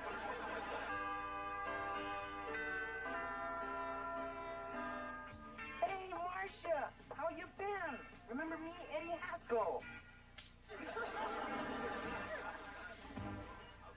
Good memory. Eddie, people tend to remember when you don't drive them home from the prom. Isn't this the greatest? All the guys together again at school. Maybe so, Rich. But I still get nervous every time I walk in here. Beaver, you're suffering from what we psychologists call academic shell shock. Hey, is that a real disease? Or is it just something you made up to peddle your book on television? No, this is real. Some guys who've had it tough in school go through life always afraid that someone's going to yell at them. I've been treating Lumpy for it for years. It's funny how things change, isn't it? You know, we were in the same science class for a whole semester, but I never paid attention to you. We even dissected a crayfish together. Yeah, I never really noticed you until you came back from that spring vacation in Fort Lauderdale. You were all tan and wearing that little white dress with a little heel on your shoulder. Well, they didn't have any moisturizer then. I remember. I saw you standing here right next to your locker. You were opening it, and I just stared. I remember thinking, that is the most beautiful girl I've ever seen in my entire life. Oh. You know, I bet I even remember the combination to your locker. Really? Yeah. Well, there are some things a man never forgets. Well, I guess once in love, always in love. Was there ever any doubt?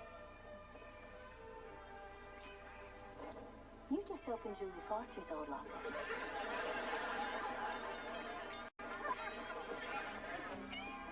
You have been to Florida, haven't you? There's Courtney's self-portrait, Beaver. Isn't it beautiful? Oh, my little girl is so expressive. There's Oliver's. Cute, isn't it? Oh, yeah. Yeah, that's very nice. It's different. Wait a minute, Richard. You see something, don't you? No, there's not much there to see. I mean, very nice. Really. Richard, we've been friends for a long time.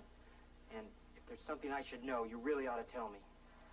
Well, I don't want to make any snap judgments, but the way kids draw things can usually tell you a lot about them. Well-adjusted kids add a lot more detail. Like a nose.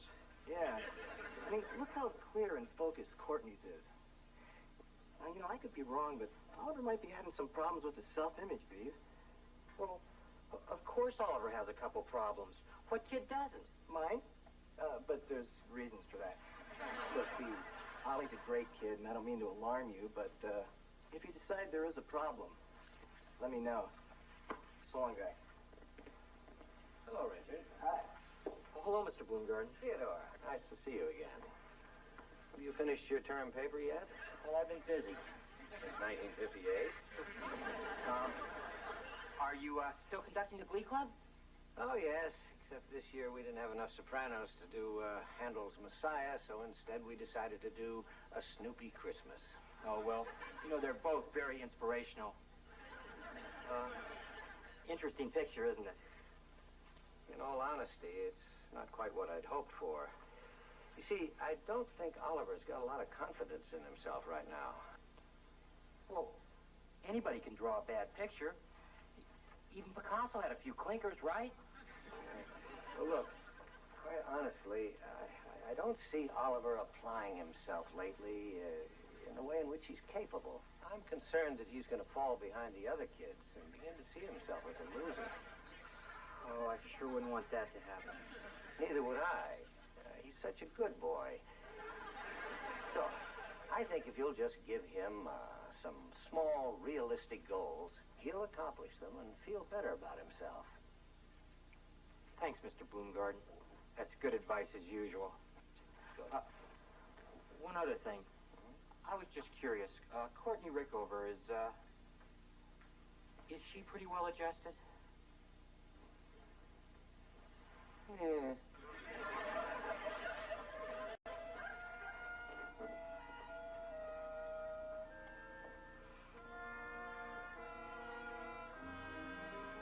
Can't do nothing right. When it was my turn to take care of the class goldfish, he drowned. Oliver, I think you're putting too much pressure on yourself. You may find this hard to believe, but when I was your age, I felt the same way you do. Well, why don't you tell me what you did? Then I can do it. Well, I guess I kind of outgrew it. Sorry to interrupt. That's okay. okay, Grandma. We're just sitting around waiting for me to outgrow my problems. That's nice. But don't forget to set your alarm early so you'll have plenty of time to bind up those newspapers in the garage. What for? Well, don't you remember? Disco paper drive starts tomorrow. Can't we just save them in case we buy a bird? Oliver, paper drives are important. Recycling saves trees. It's good for the ecology. And they announced at school tonight that the class that brings in the most papers gets their own computer. What's the point? We're not going to win anyway. Well, not with that attitude, you're not. Oliver, don't give up before you even try. Is this the kind of computer you can play games on without sticking quarters in? Sure is. I guess it wouldn't hurt to bring the papers in. Tomorrow, anyway. That's my boy. Hot chocolate, anyone? With marshmallows? Of course, Beaver.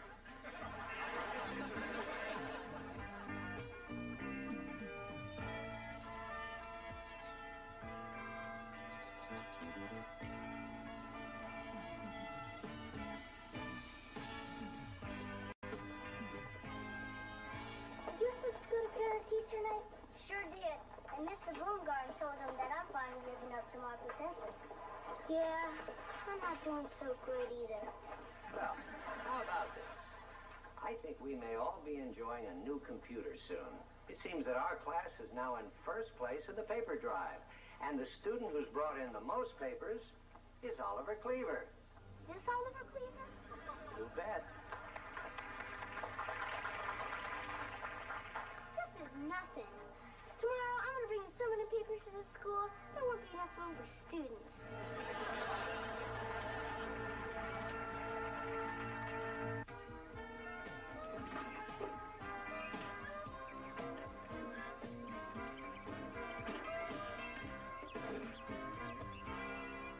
Oh, well, thank you very much for the information, Mrs. Phillips. I'm very sorry that Oliver woke you up this morning. You know what? If he comes back for your evening paper, tell him to come home. We miss him. Come in. Oh, I'm sorry. There's somebody at the door. I gotta go now.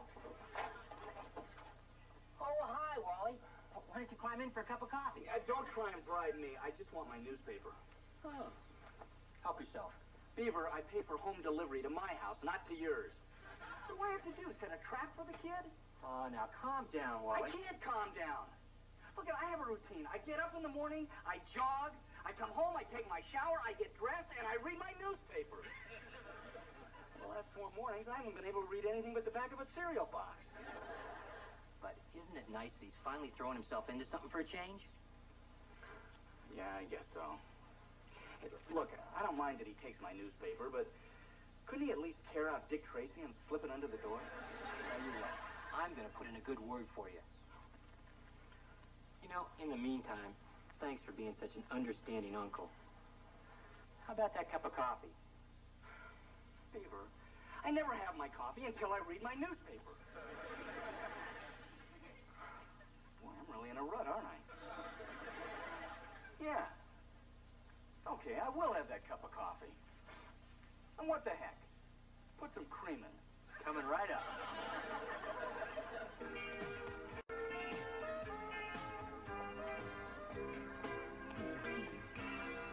Hi, Freddie. Keep it down, Squirt. I'm right in the middle of a real juicy Dear Abby. Boy, I'm sure glad she's not my mom. Now, what can I do you for? Oh, nothing. I'm just coming by to collect the papers you promised me. Gee, Spud. I wish I could help you out, but I re-promised them to Melissa Hensler. But you gave me your word. My word's only as good as the paper it's printed on. You can't help Melissa. Her class is the only one that can catch us for the prize. You might as well sell your wagons for scrap, because she's giving away free passes to her old man's movie theater for every bunch of papers you give her. Now what am I going to do? Give passes to see my dad's office? Hey, don't look at me like that.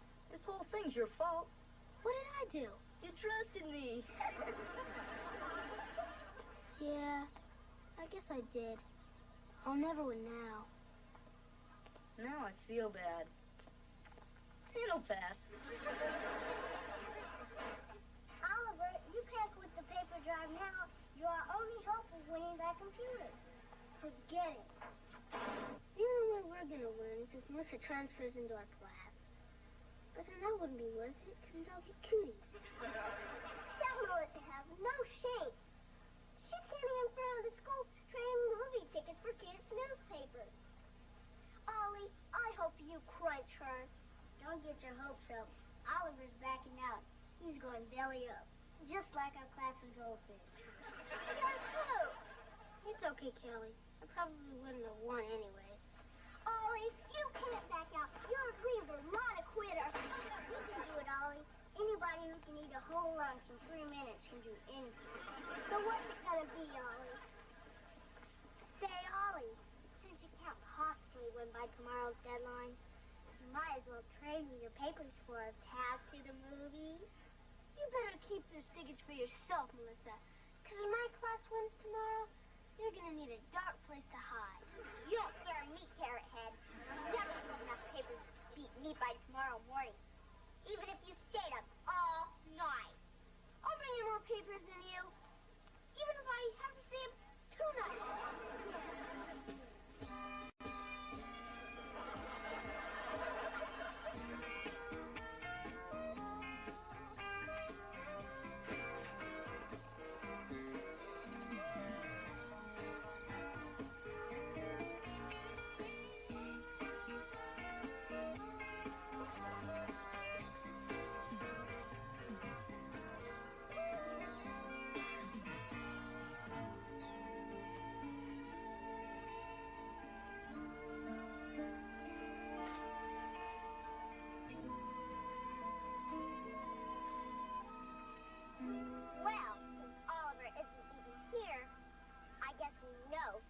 Little contest. You just wait, Melissa. Oliver will be here any minute with tons of papers. All right. And there's a tooth fairy and a man in the moon. And a reading goodnight to my baby brother. Oliver's got 2 more minutes. He'll come. Won't he? Can I have your attention? As we're running short of time, I want you room captains to thank everybody for doing such a wonderful job in making our paper drive such a huge success. From the looks of it, I'd say we have a clear winner. Thank you, Mr. Bloomgarden. Here, take the webtoon movie to celebrate my victory. But it's not 8 o'clock yet, and Oliver's coming with more papers. Kip, Oliver did a fine job, but every contest has to have a deadline, and I'm afraid we only have a minute left. But you can do a lot in a minute. My mother can make a whole bowl of rice in that time. You should be happy, Kelly. I wouldn't be computer for our class. I wouldn't care if you won our class a trip to the state capitol, because you cheated. You Cleavers are all bad losers. Oh, yeah? There are no losers in our family.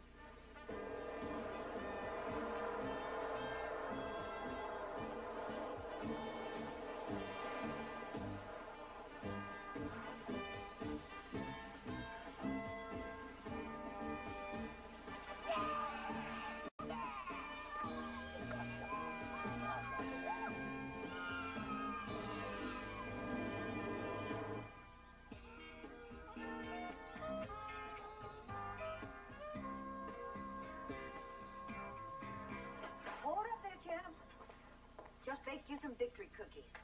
No time, Grandma. I gotta get back out there and collect some more papers. But the paper drive's over. I know. But I'm gonna get a head start for next year so no one will catch me. Especially that lizard, Melissa. Oliver, you know there are other challenges in life besides the paper drive. Like what? Well, like school, sports, scouting. Yeah, but there's none that I'm gonna be as good at. But if you put even half the effort that you put toward that paper drive into anything else, I know you'd do very well. You really think so? Well, you never know unless you try. Grandma, those cookies sure smell good. Well, that's what I just said. You'll never know unless you try.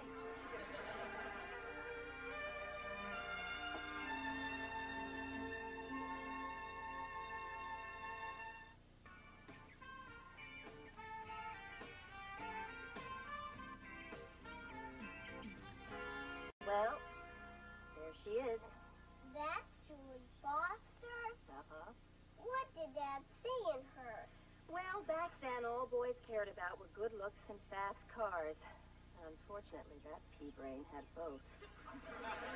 Hey, wait. What's she writing in Dad's yearbook? Let's see if we can pick that out from the swim team picture. Hi, honey. What are you up to?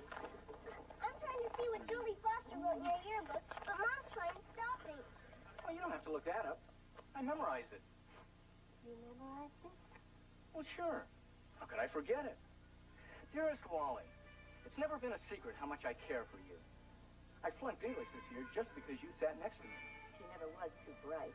I know that I've made a fool of myself, but the one thing I've learned is that I will never be able to compete with the way you feel about Mary Ellen Rogers. Always, Julie. You see, Mom? You had nothing to worry about. Oh, I never gave her enough credit. That must have been really hard for her to say. I'd like to read that again. Now, wait a minute. I think it's easy to see it written down. You made the whole thing up, didn't you? You'll never know. What if you just take one tiny little leap?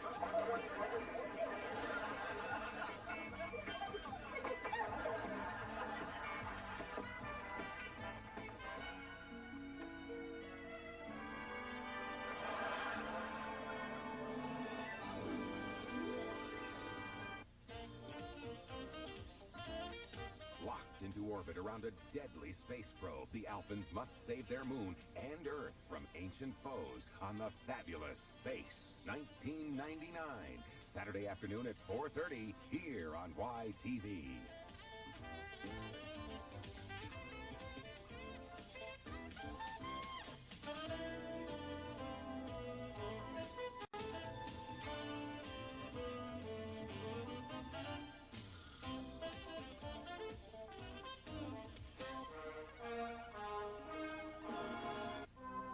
On the new Leave It to Beaver. I don't think Oliver's got a lot of confidence in himself right now. His school paper drive starts tomorrow. Geez, Bud. I wish I could help you out, but I re-promised them to Melissa Hensler. My word's only as good as the paper it's printed on. I'll never win now.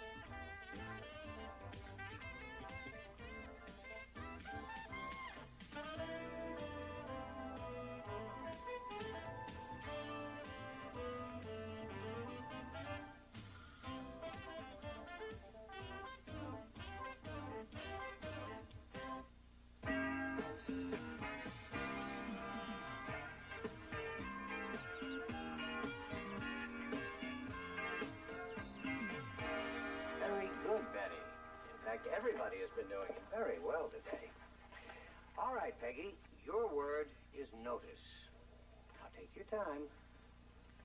Notice. N-O-T-I-C-E. That's correct, of course. Did you notice that dress in the window?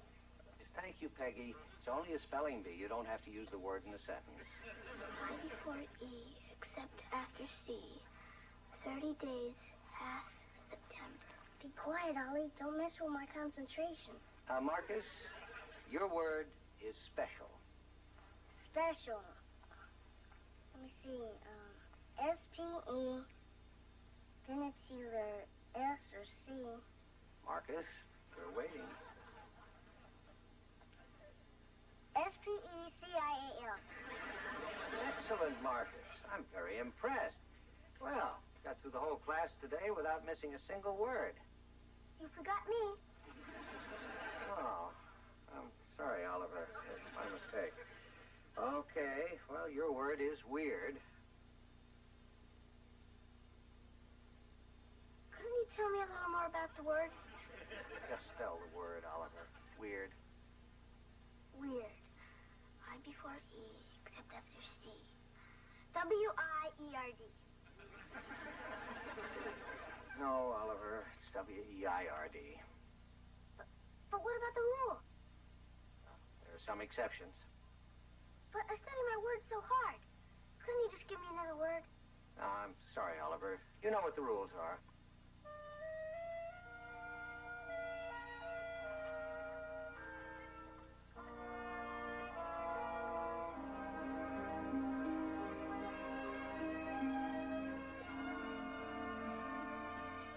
Dad, you don't need to go to parent-teacher night. We can tell you everything you need to know about what we do at school. That's exactly why I need to go. Dad, you're not going to go talk with Miss Canfield, are you? Oh, I thought I'd sneak out to the playground and see if I can still make it to the top of the jungle gym. Oh, honey, of course we're going to talk to your teacher, but you don't have anything to worry about. Do you? No, just as long as you don't go snooping around in my desk. Where's Oliver? He's upstairs moping again. No, he's not still upset about falling off the riser during the class picture, is he? Heck, Dad, I don't know. But I'll look after him for you. Thanks. Now you know where to reach us if you have any problems. Kip, I'll be visiting your class. Anything you want me to ask your teacher? Yeah. I would appreciate if you could find out if they're going to be obtuse-angled on tomorrow's quiz. See if I can work that casually into the conversation. I think we ought to go. Yes. Oh, yeah, we don't want to be late. We'll have to stay after school. Bye, honey. I hope Miss Canfield doesn't mention that I use Melissa Hensley's retainer for my collage. I don't have anything to worry about. Freddie Haskell in your class. Everybody else looks good in comparison.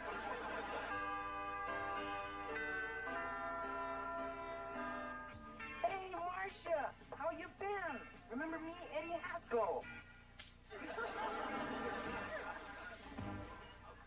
Good memory. Well, Eddie, people tend to remember when you don't drive them home from the prom. Isn't this the greatest? All the guys together again at school. Maybe so, Rich. But I still get nervous every time I walk in here. Beaver, you're suffering from what we psychologists call academic shell shock. Hey, is that a real disease?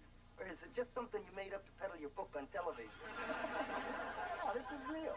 Some guys who've had it tough in school go through life always afraid that someone's going to yell at them.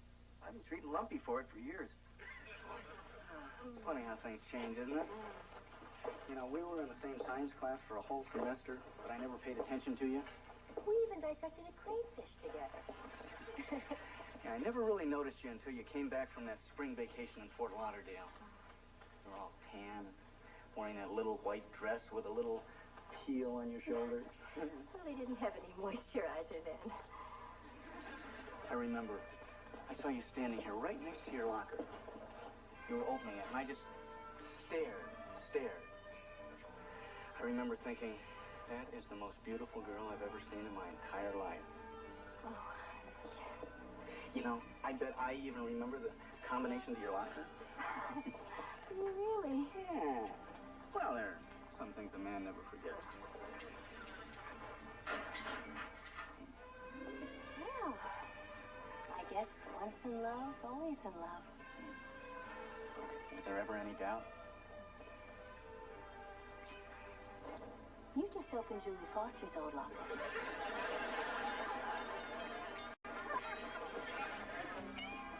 You have been to Florida, haven't you? There's Courtney's self-portrait, Beaver. Isn't it beautiful? Oh, my little girl is so expressive. There's Oliver's. Cute, isn't it? Oh, yeah. Yeah, that's very nice. It's different. Wait a minute, Richard. You see something, don't you?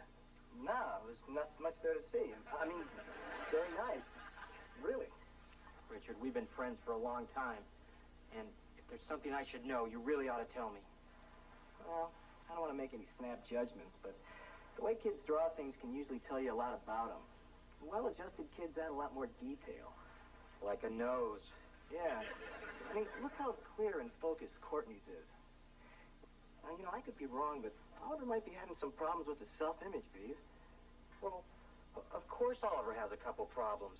What kid doesn't? Mine? But there's reasons for that. Look, Beaver, Ollie's a great kid, and I don't mean to alarm you, but if you decide there is a problem, let me know. So long, guy. Hello, Richard. Hi. Oh, hello, Mr. Bloomgarden. Theodore, nice to see you again. Have you finished your term paper yet? Well, I've been busy. Since 1958. Are you still conducting the Glee Club? Oh, yes. Except this year we didn't have enough sopranos to do Handel's Messiah, so instead we decided to do A Snoopy Christmas. Oh, well, you know, they're both very inspirational. Interesting picture, isn't it? In all honesty, it's not quite what I'd hoped for. You see, I don't think Oliver's got a lot of confidence in himself right now. Well, anybody can draw a bad picture. Even Picasso had a few clinkers, right? Well, look, quite honestly, I don't see Oliver applying himself lately in the way in which he's capable. I'm concerned that he's going to fall behind the other kids and begin to see himself as a loser. Oh, I sure wouldn't want that to happen. Neither would I. He's such a good boy. So, I think if you'll just give him some small, realistic goals, he'll accomplish them and feel better about himself. Thanks, Mr. Bloomgarden. That's good advice as usual. One other thing. I was just curious. Courtney Rickover is she pretty well adjusted? Yeah.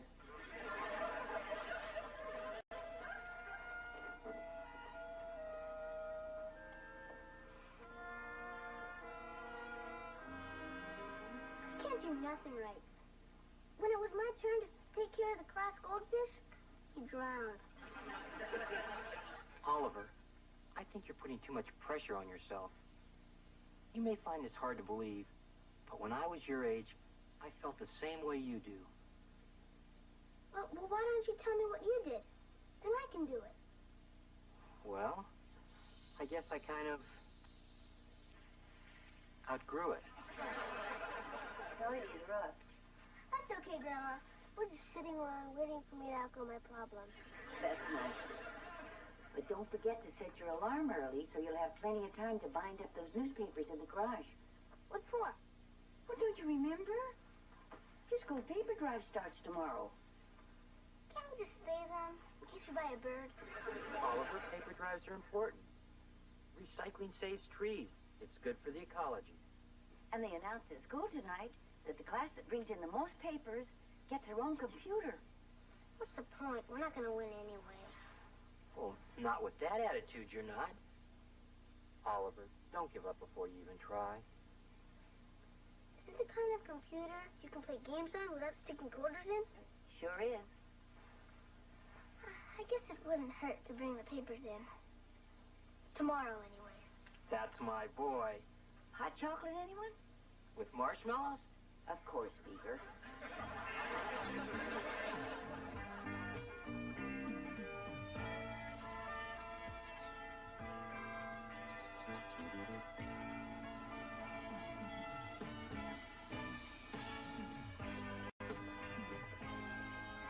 Did you have to go to parent-teacher night?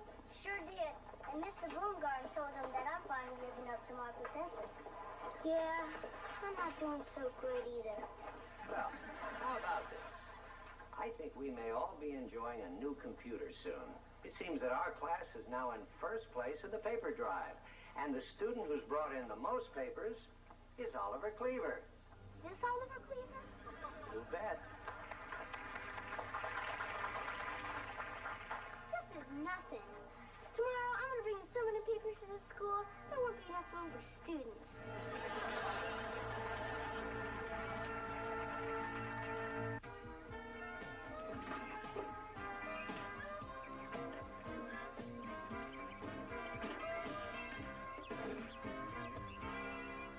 Oh, well, thank you very much for the information, Mrs. Phillips. I'm very sorry that Oliver woke you up this morning. You know what? If he comes back for your evening paper, tell him to come home. We miss him. Come in. Oh, I'm sorry. There's somebody at the door. I gotta go now. Oh, hi, Wally. Why don't you climb in for a cup of coffee? Don't try and bribe me. I just want my newspaper. Oh. Help yourself. Beaver, I pay for home delivery to my house, not to yours. So what do I have to do? Set a trap for the kid? Oh, now calm down, Wally. I can't calm down. Look, I have a routine. I get up in the morning, I jog, I come home, I take my shower, I get dressed, and I read my newspaper. For the last 4 mornings, I haven't been able to read anything but the back of a cereal box. But isn't it nice that he's finally throwing himself into something for a change? Yeah, I guess so. Hey, look, I don't mind that he takes my newspaper, but couldn't he at least tear out Dick Tracy and slip it under the door? Tell you what, I'm going to put in a good word for you. You know, in the meantime, thanks for being such an understanding uncle. How about that cup of coffee? Beaver, I never have my coffee until I read my newspaper. Boy, I'm really in a rut, aren't I? Yeah. Okay, I will have that cup of coffee. And what the heck? Put some cream in it. Coming right up.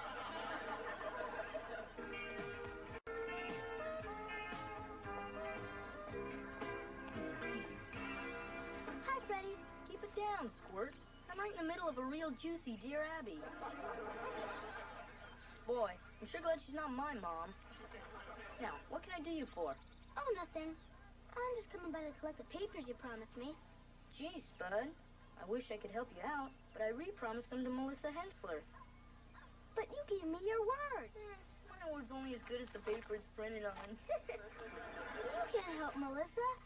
Her class is the only one that can get us for the prize. You might as well sell your wagons for scrap, because she's giving away free passes to Romance Movie Theater for every bunch of papers you give her.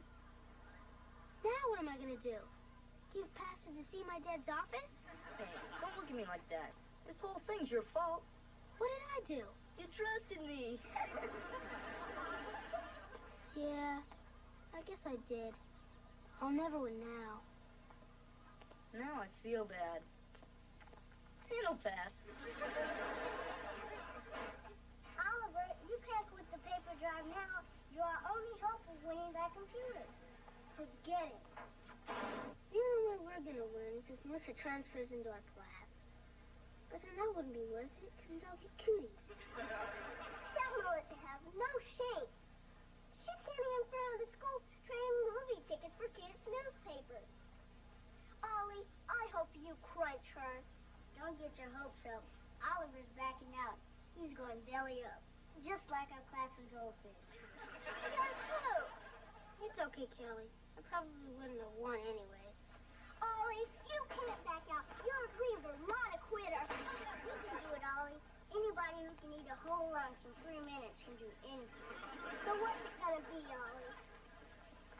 Say, Ollie, since you can't possibly win by tomorrow's deadline, you might as well trade me your papers for a pass to the movies. You better keep those tickets for yourself, Melissa. Because when my class wins tomorrow, you're going to need a dark place to hide. You don't scare me, Carrot Head. Never have enough papers to beat me by tomorrow morning. Even if you stayed up all night. I'll bring in more papers than you. Even if I have to stay up 2 nights.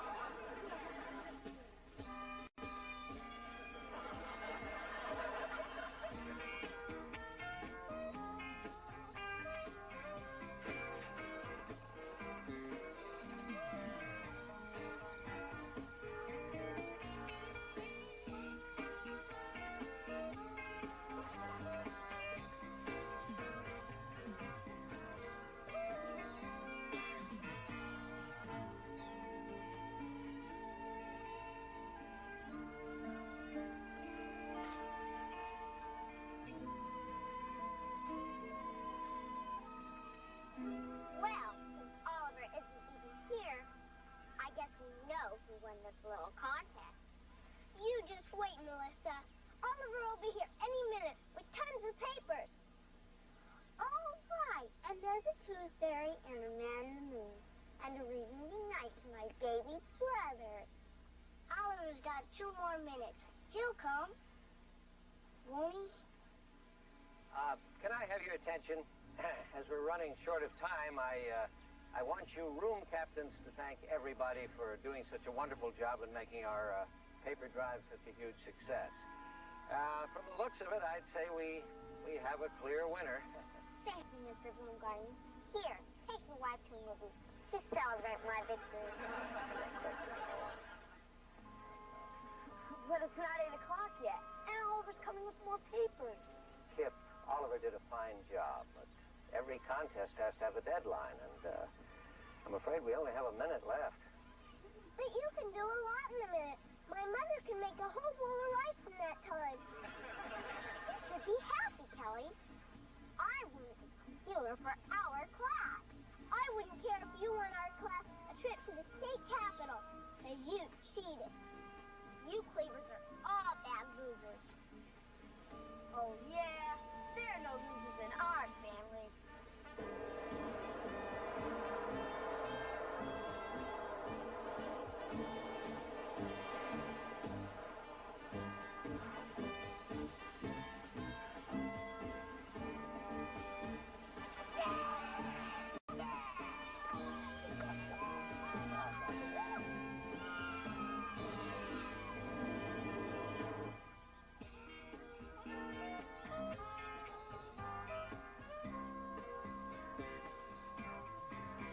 Hold up there, champ.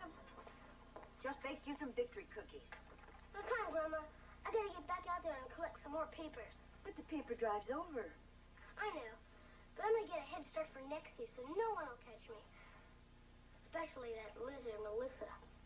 Oliver, you know there are other challenges in life besides the paper drive. Like what? Well, like school, sports, scouting. Yeah, but there's none that I'm gonna be as good at. But if you put even half the effort that you put toward that paper drive into anything else, I know you'd do very well. You really think so?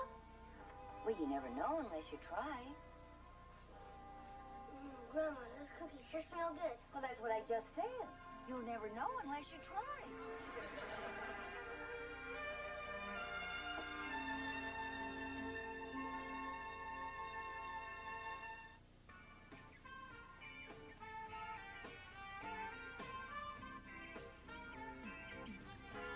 Well, there she is. That's Julie Foster? Uh-huh. What did Dad see in her? Well, back then, all boys cared about were good looks and fast cars. Unfortunately, that pea-brain had both. Hey, wait. What's she writing in Dad's yearbook? Let's see if we can pick that out from the swim team picture. Hi, honey. What are you up to? I'm trying to see what Julie Foster wrote in her yearbook, but Mom's trying to stop me. Oh, you don't have to look that up. I memorized it. You memorized it? Well, sure. How could I forget it? Dearest Wally, it's never been a secret how much I care for you. I flunked English this year just because you sat next to me. She never was too bright. I know that I've made a fool of myself, but the one thing I've learned is that I will never be able to compete with the way you feel about Mary Ellen Rogers. Always, Julie. You see, Mom? You had nothing to worry about. Oh, I never gave her enough credit. That must have been really hard for her to say. I'd like to read that again. Now, wait a minute. I think it means it's something you see it written down. You made the whole thing up, didn't you? You'll never know. What if you just take one tiny little leap?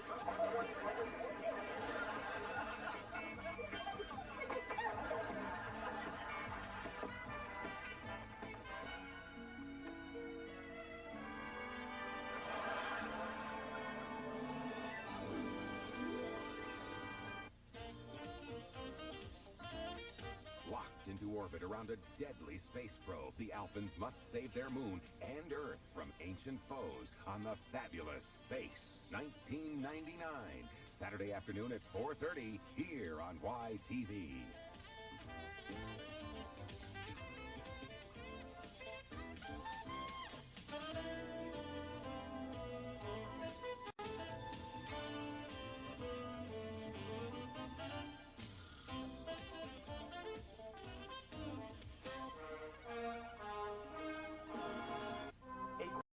I think the only way you're going to be able to buy that go-kart is by earning the money. So you sell the magazines and keep 50% of what you make. 50%? Wow, that's almost half. You got a deal.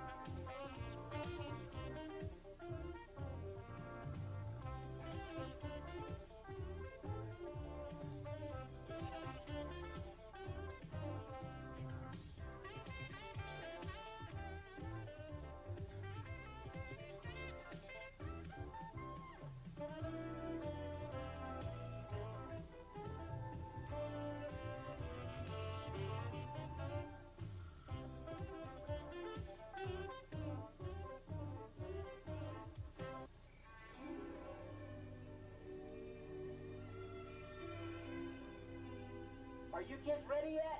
In a minute, Dad. Beaver, relax. It's only a family meeting. Oh, great. The last time we had a family meeting was when Uncle Billy escaped. Welcome to our family meeting. Please take your seats, and we will begin. Oh, good. It's only home movies. Maybe they're going to show our trip to the Pro Football Hall of Fame. Some trip. We never even got inside. Well, how was I supposed to know they'd be closed Christmas Day?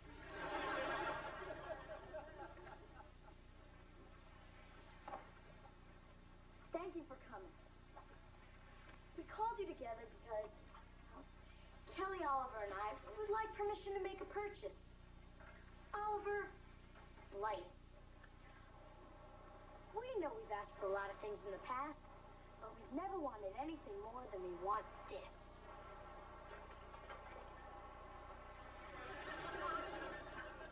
Well, that's lovely, dears. But where are you going to put it?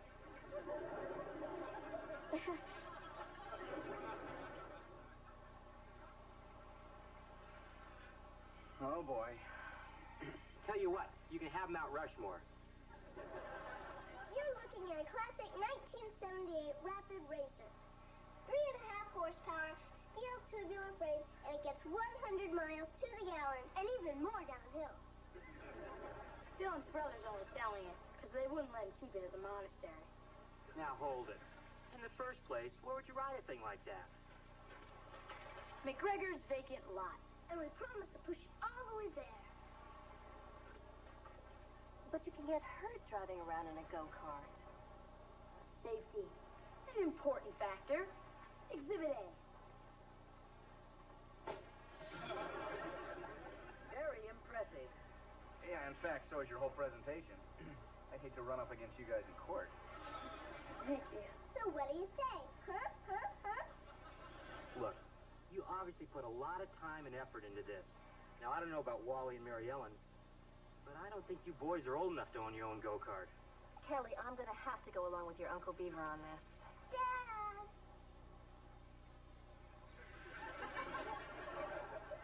Yeah, well, maybe when you kids are older. I hope we wouldn't have to resort to this. Exhibit B. Dad, I think you'll recognize yourself in your own go-kart. Oh, isn't that cute?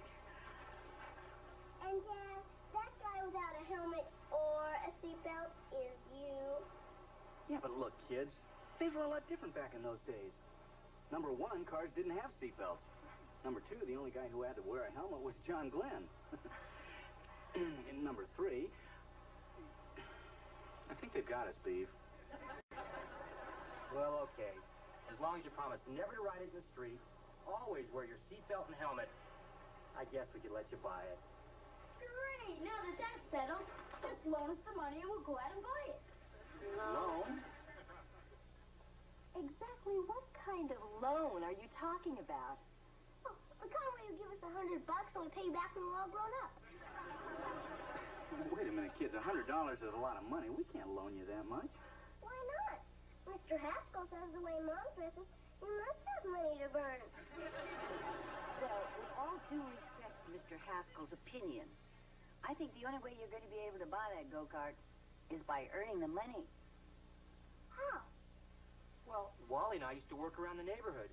We used to paint fences and mow lawns. We even used to wash windows. And I used to get 50 cents for washing dogs. 75 if I brushed their teeth. Yeah, sometimes we'd bring home over $3 a week. Yeah. And by today's prices, that'd be about $10. Yeah, but that's really hard work. Yeah, that'd be like sweating without having any fun. I'm sure we can think of an easier way. Yeah, we've got brains we haven't even used yet. All right, but just remember, kids, there's no free lunch. Great. Now we gotta start paying for our own food.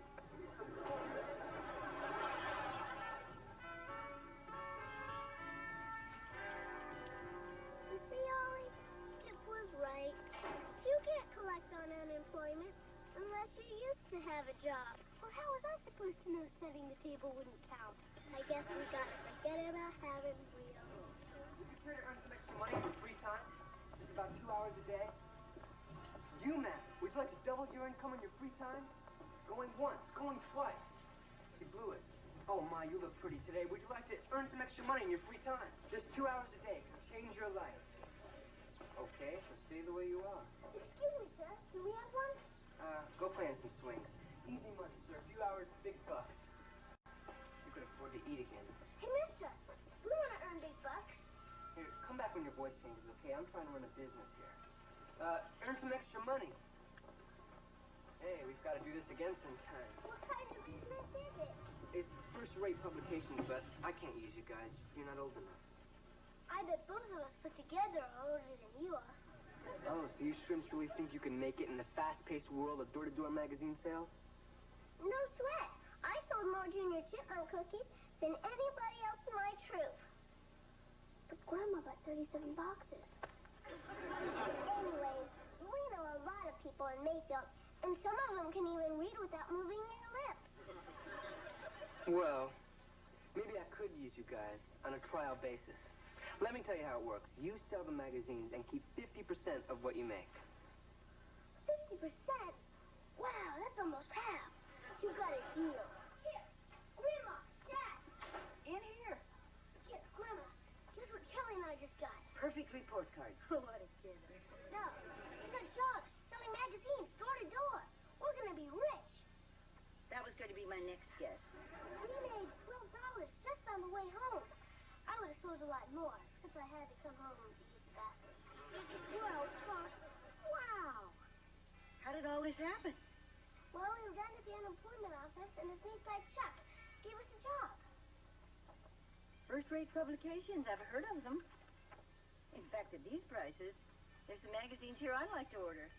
Gee, thanks, Grandma. You fill out these order forms, and I'll be right back. This sales stuff sounds great. Why, if I got out there and helped, you'd hit more neighborhoods and make a fortune. We'll have that go-kart in no time.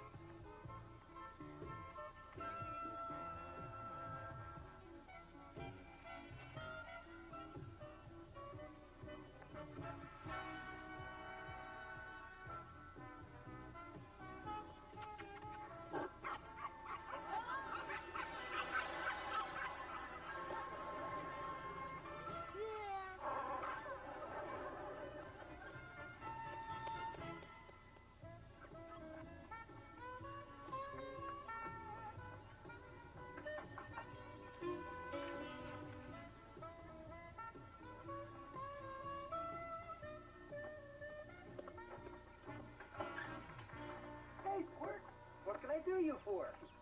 Good afternoon, Mr. Haskell. I represent First Rate Publications. Hey, look. Turn off the People's Square and get out of here. You just stand by, kid. Here's your $10, Eddie. The judge gave the wife custody of the forklift. Hello, Kelly. Good afternoon, Mr. Rutherford. Do you gentlemen know what's happening in the Middle East? Do you know what wine to serve with halibut?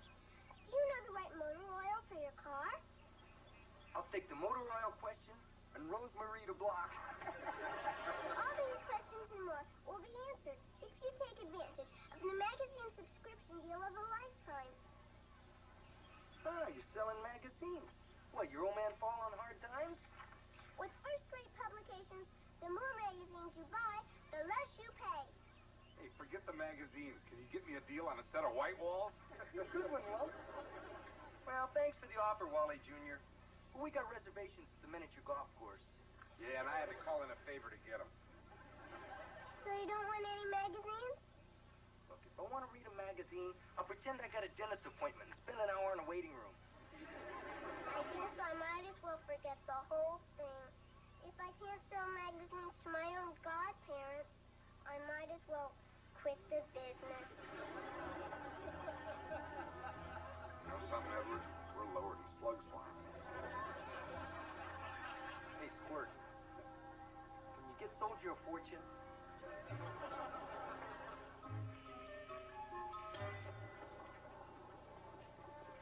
Man, would you be interested in earning extra money? Very few, easy work.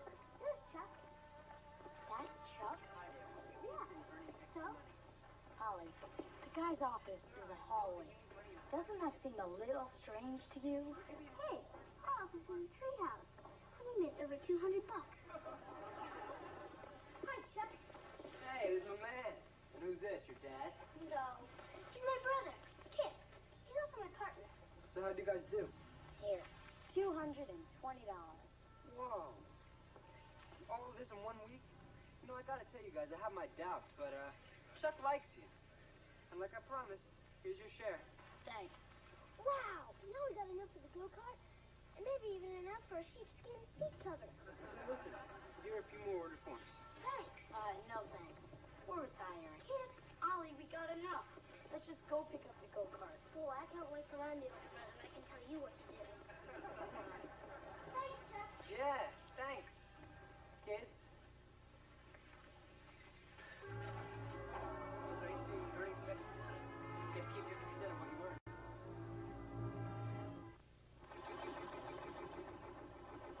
Still smoking, huh? Not as much as yesterday. Can't really tell just driving her around the driveway. Why don't you take her out on the street and open her up? That won't be necessary, Oliver. In the last 2 months, you guys have been opening her up plenty. That's why she's still smoking. I can't figure out what could be wrong with her. You know, it was fine when I drove it yesterday. The kids were at school and I had a little extra time. Come on, B, you'll always be a kid. Did it smoke when you drove it, Dad? Yeah, well, that was different. I was doing a safety check. JJ, let's go. Hey, Lump. Hey, hi, Wally. Hi, Theodore. Where's JJ? Well, she got tired of waiting for you, so she had to go back home. My daughter using public transportation? Her mother will never forgive me. I better go intercept her at the bus stop. Oh, yeah. Where are all those magazines I ordered? It's been 2 months. I could have been earning interest on that money. You haven't got him yet? We're taking that right away, sir. If it'll make you feel any better, Lump, we haven't gotten ours either. Oh, you know how slow the post office is. Kip just got the ant farm he ordered in the 3rd grade. Little varmints didn't stand a chance. I just hope this isn't a ripoff. Take it easy, Lump. We won't let our kids get involved in something crooked. I called the Better Business Bureau, and there were no complaints. Your name did come up, though. Party hard. Come on, everybody. Lunch is ready. Coming, Mom. Mrs. Dobson hasn't gotten her magazine either. Yeah, Mr. Angle, too. You better go tell Kip. I have a feeling we're in more trouble than Freddie Haskell when he blew his dad's coin collection on video games.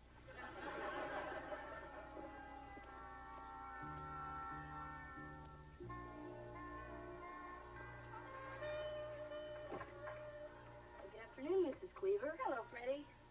Kip, your company's here. Why not say how refreshing it is to find someone in today's hectic world who always dresses with unexpected company in mind. Does your father coach you? Oh, and I won't be staying for lunch today, Mrs. Cleaver. What a shame. And I already laid out the good china. You kids behave yourselves. Would you come on?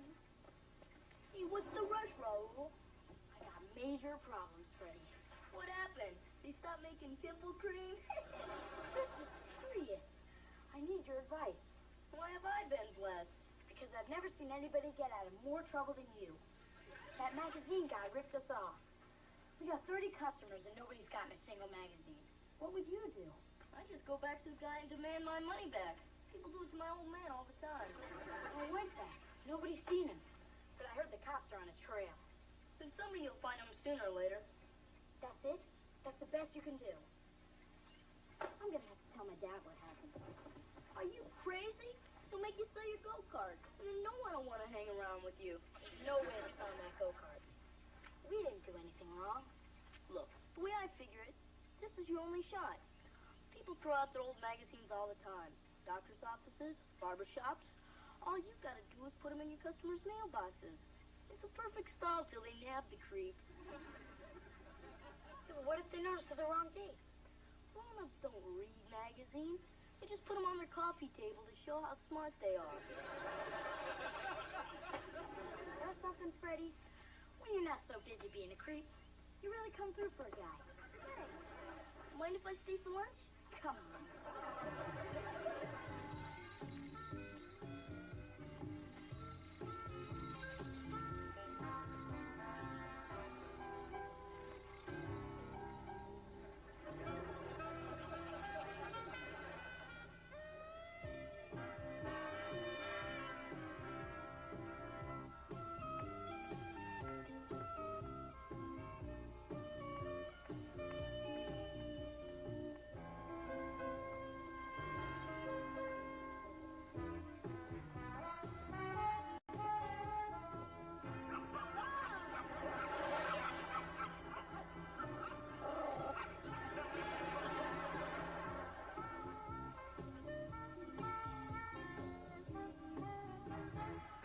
Remember, Wally, you promised not to serve too hard.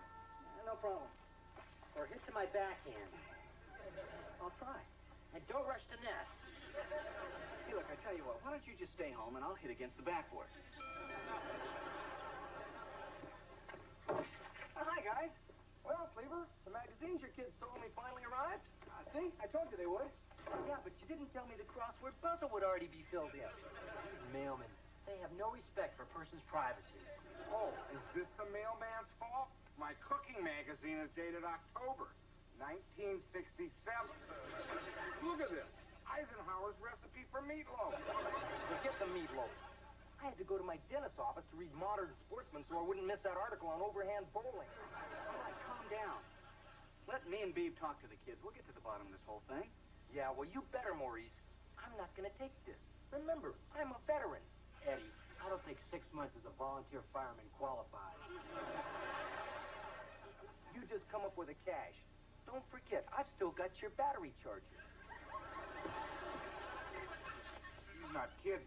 He's plenty steam.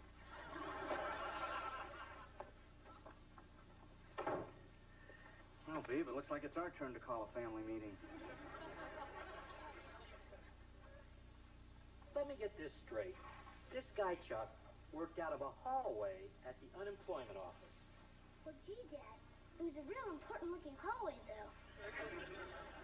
I've seen this kind of scam before. This guy probably stole the magazine forms and never had anything to do with first-rate publications. How could I have trusted this guy? I've read enough Hardy Boys books to know when somebody's knotting me up and up. It's okay, kids. It was Kelly's and my fault, too. We were all a little too trusting. You kids were doing such a great job. We didn't see any reason to interfere. Boy, I hope they catch that Chuck and stick him in a dark cell and don't give him any magazines to read. What Chuck did was one thing, but you made it worse by covering it up. Why didn't you tell us? Because then you'd find out. Well, your parents were always going to find out sooner or later. And all you guys did was manage to protect this guy who ripped you off. Not to mention taking advantage of all your friends and neighbors who bought magazines from you. Uncle Wally, you don't have to yell at us anymore.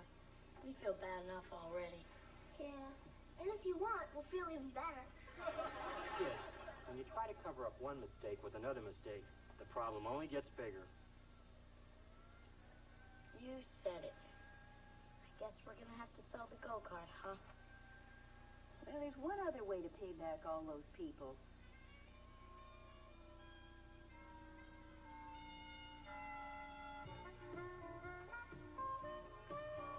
You know, this hard work isn't so bad after all. Yeah, we worked up a whole $13 this week. If you don't include that window we broke. This may sound crazy. I think maybe we should listen to our parents more often. Yeah, let's not tell them, or it'll go to their heads. And then they'd be impossible to live with.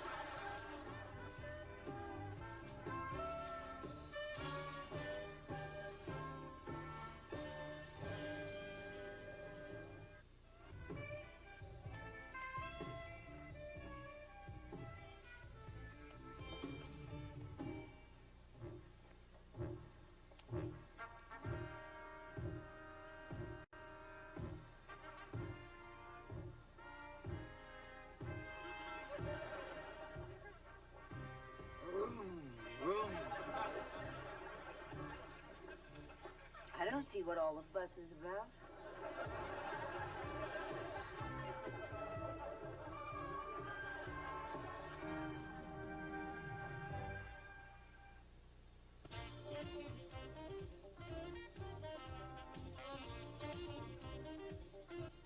He sings, writes, dances, and engineers his own records. He does it all. Meet dance music master Stevie B on the video show that takes you to where it's happening.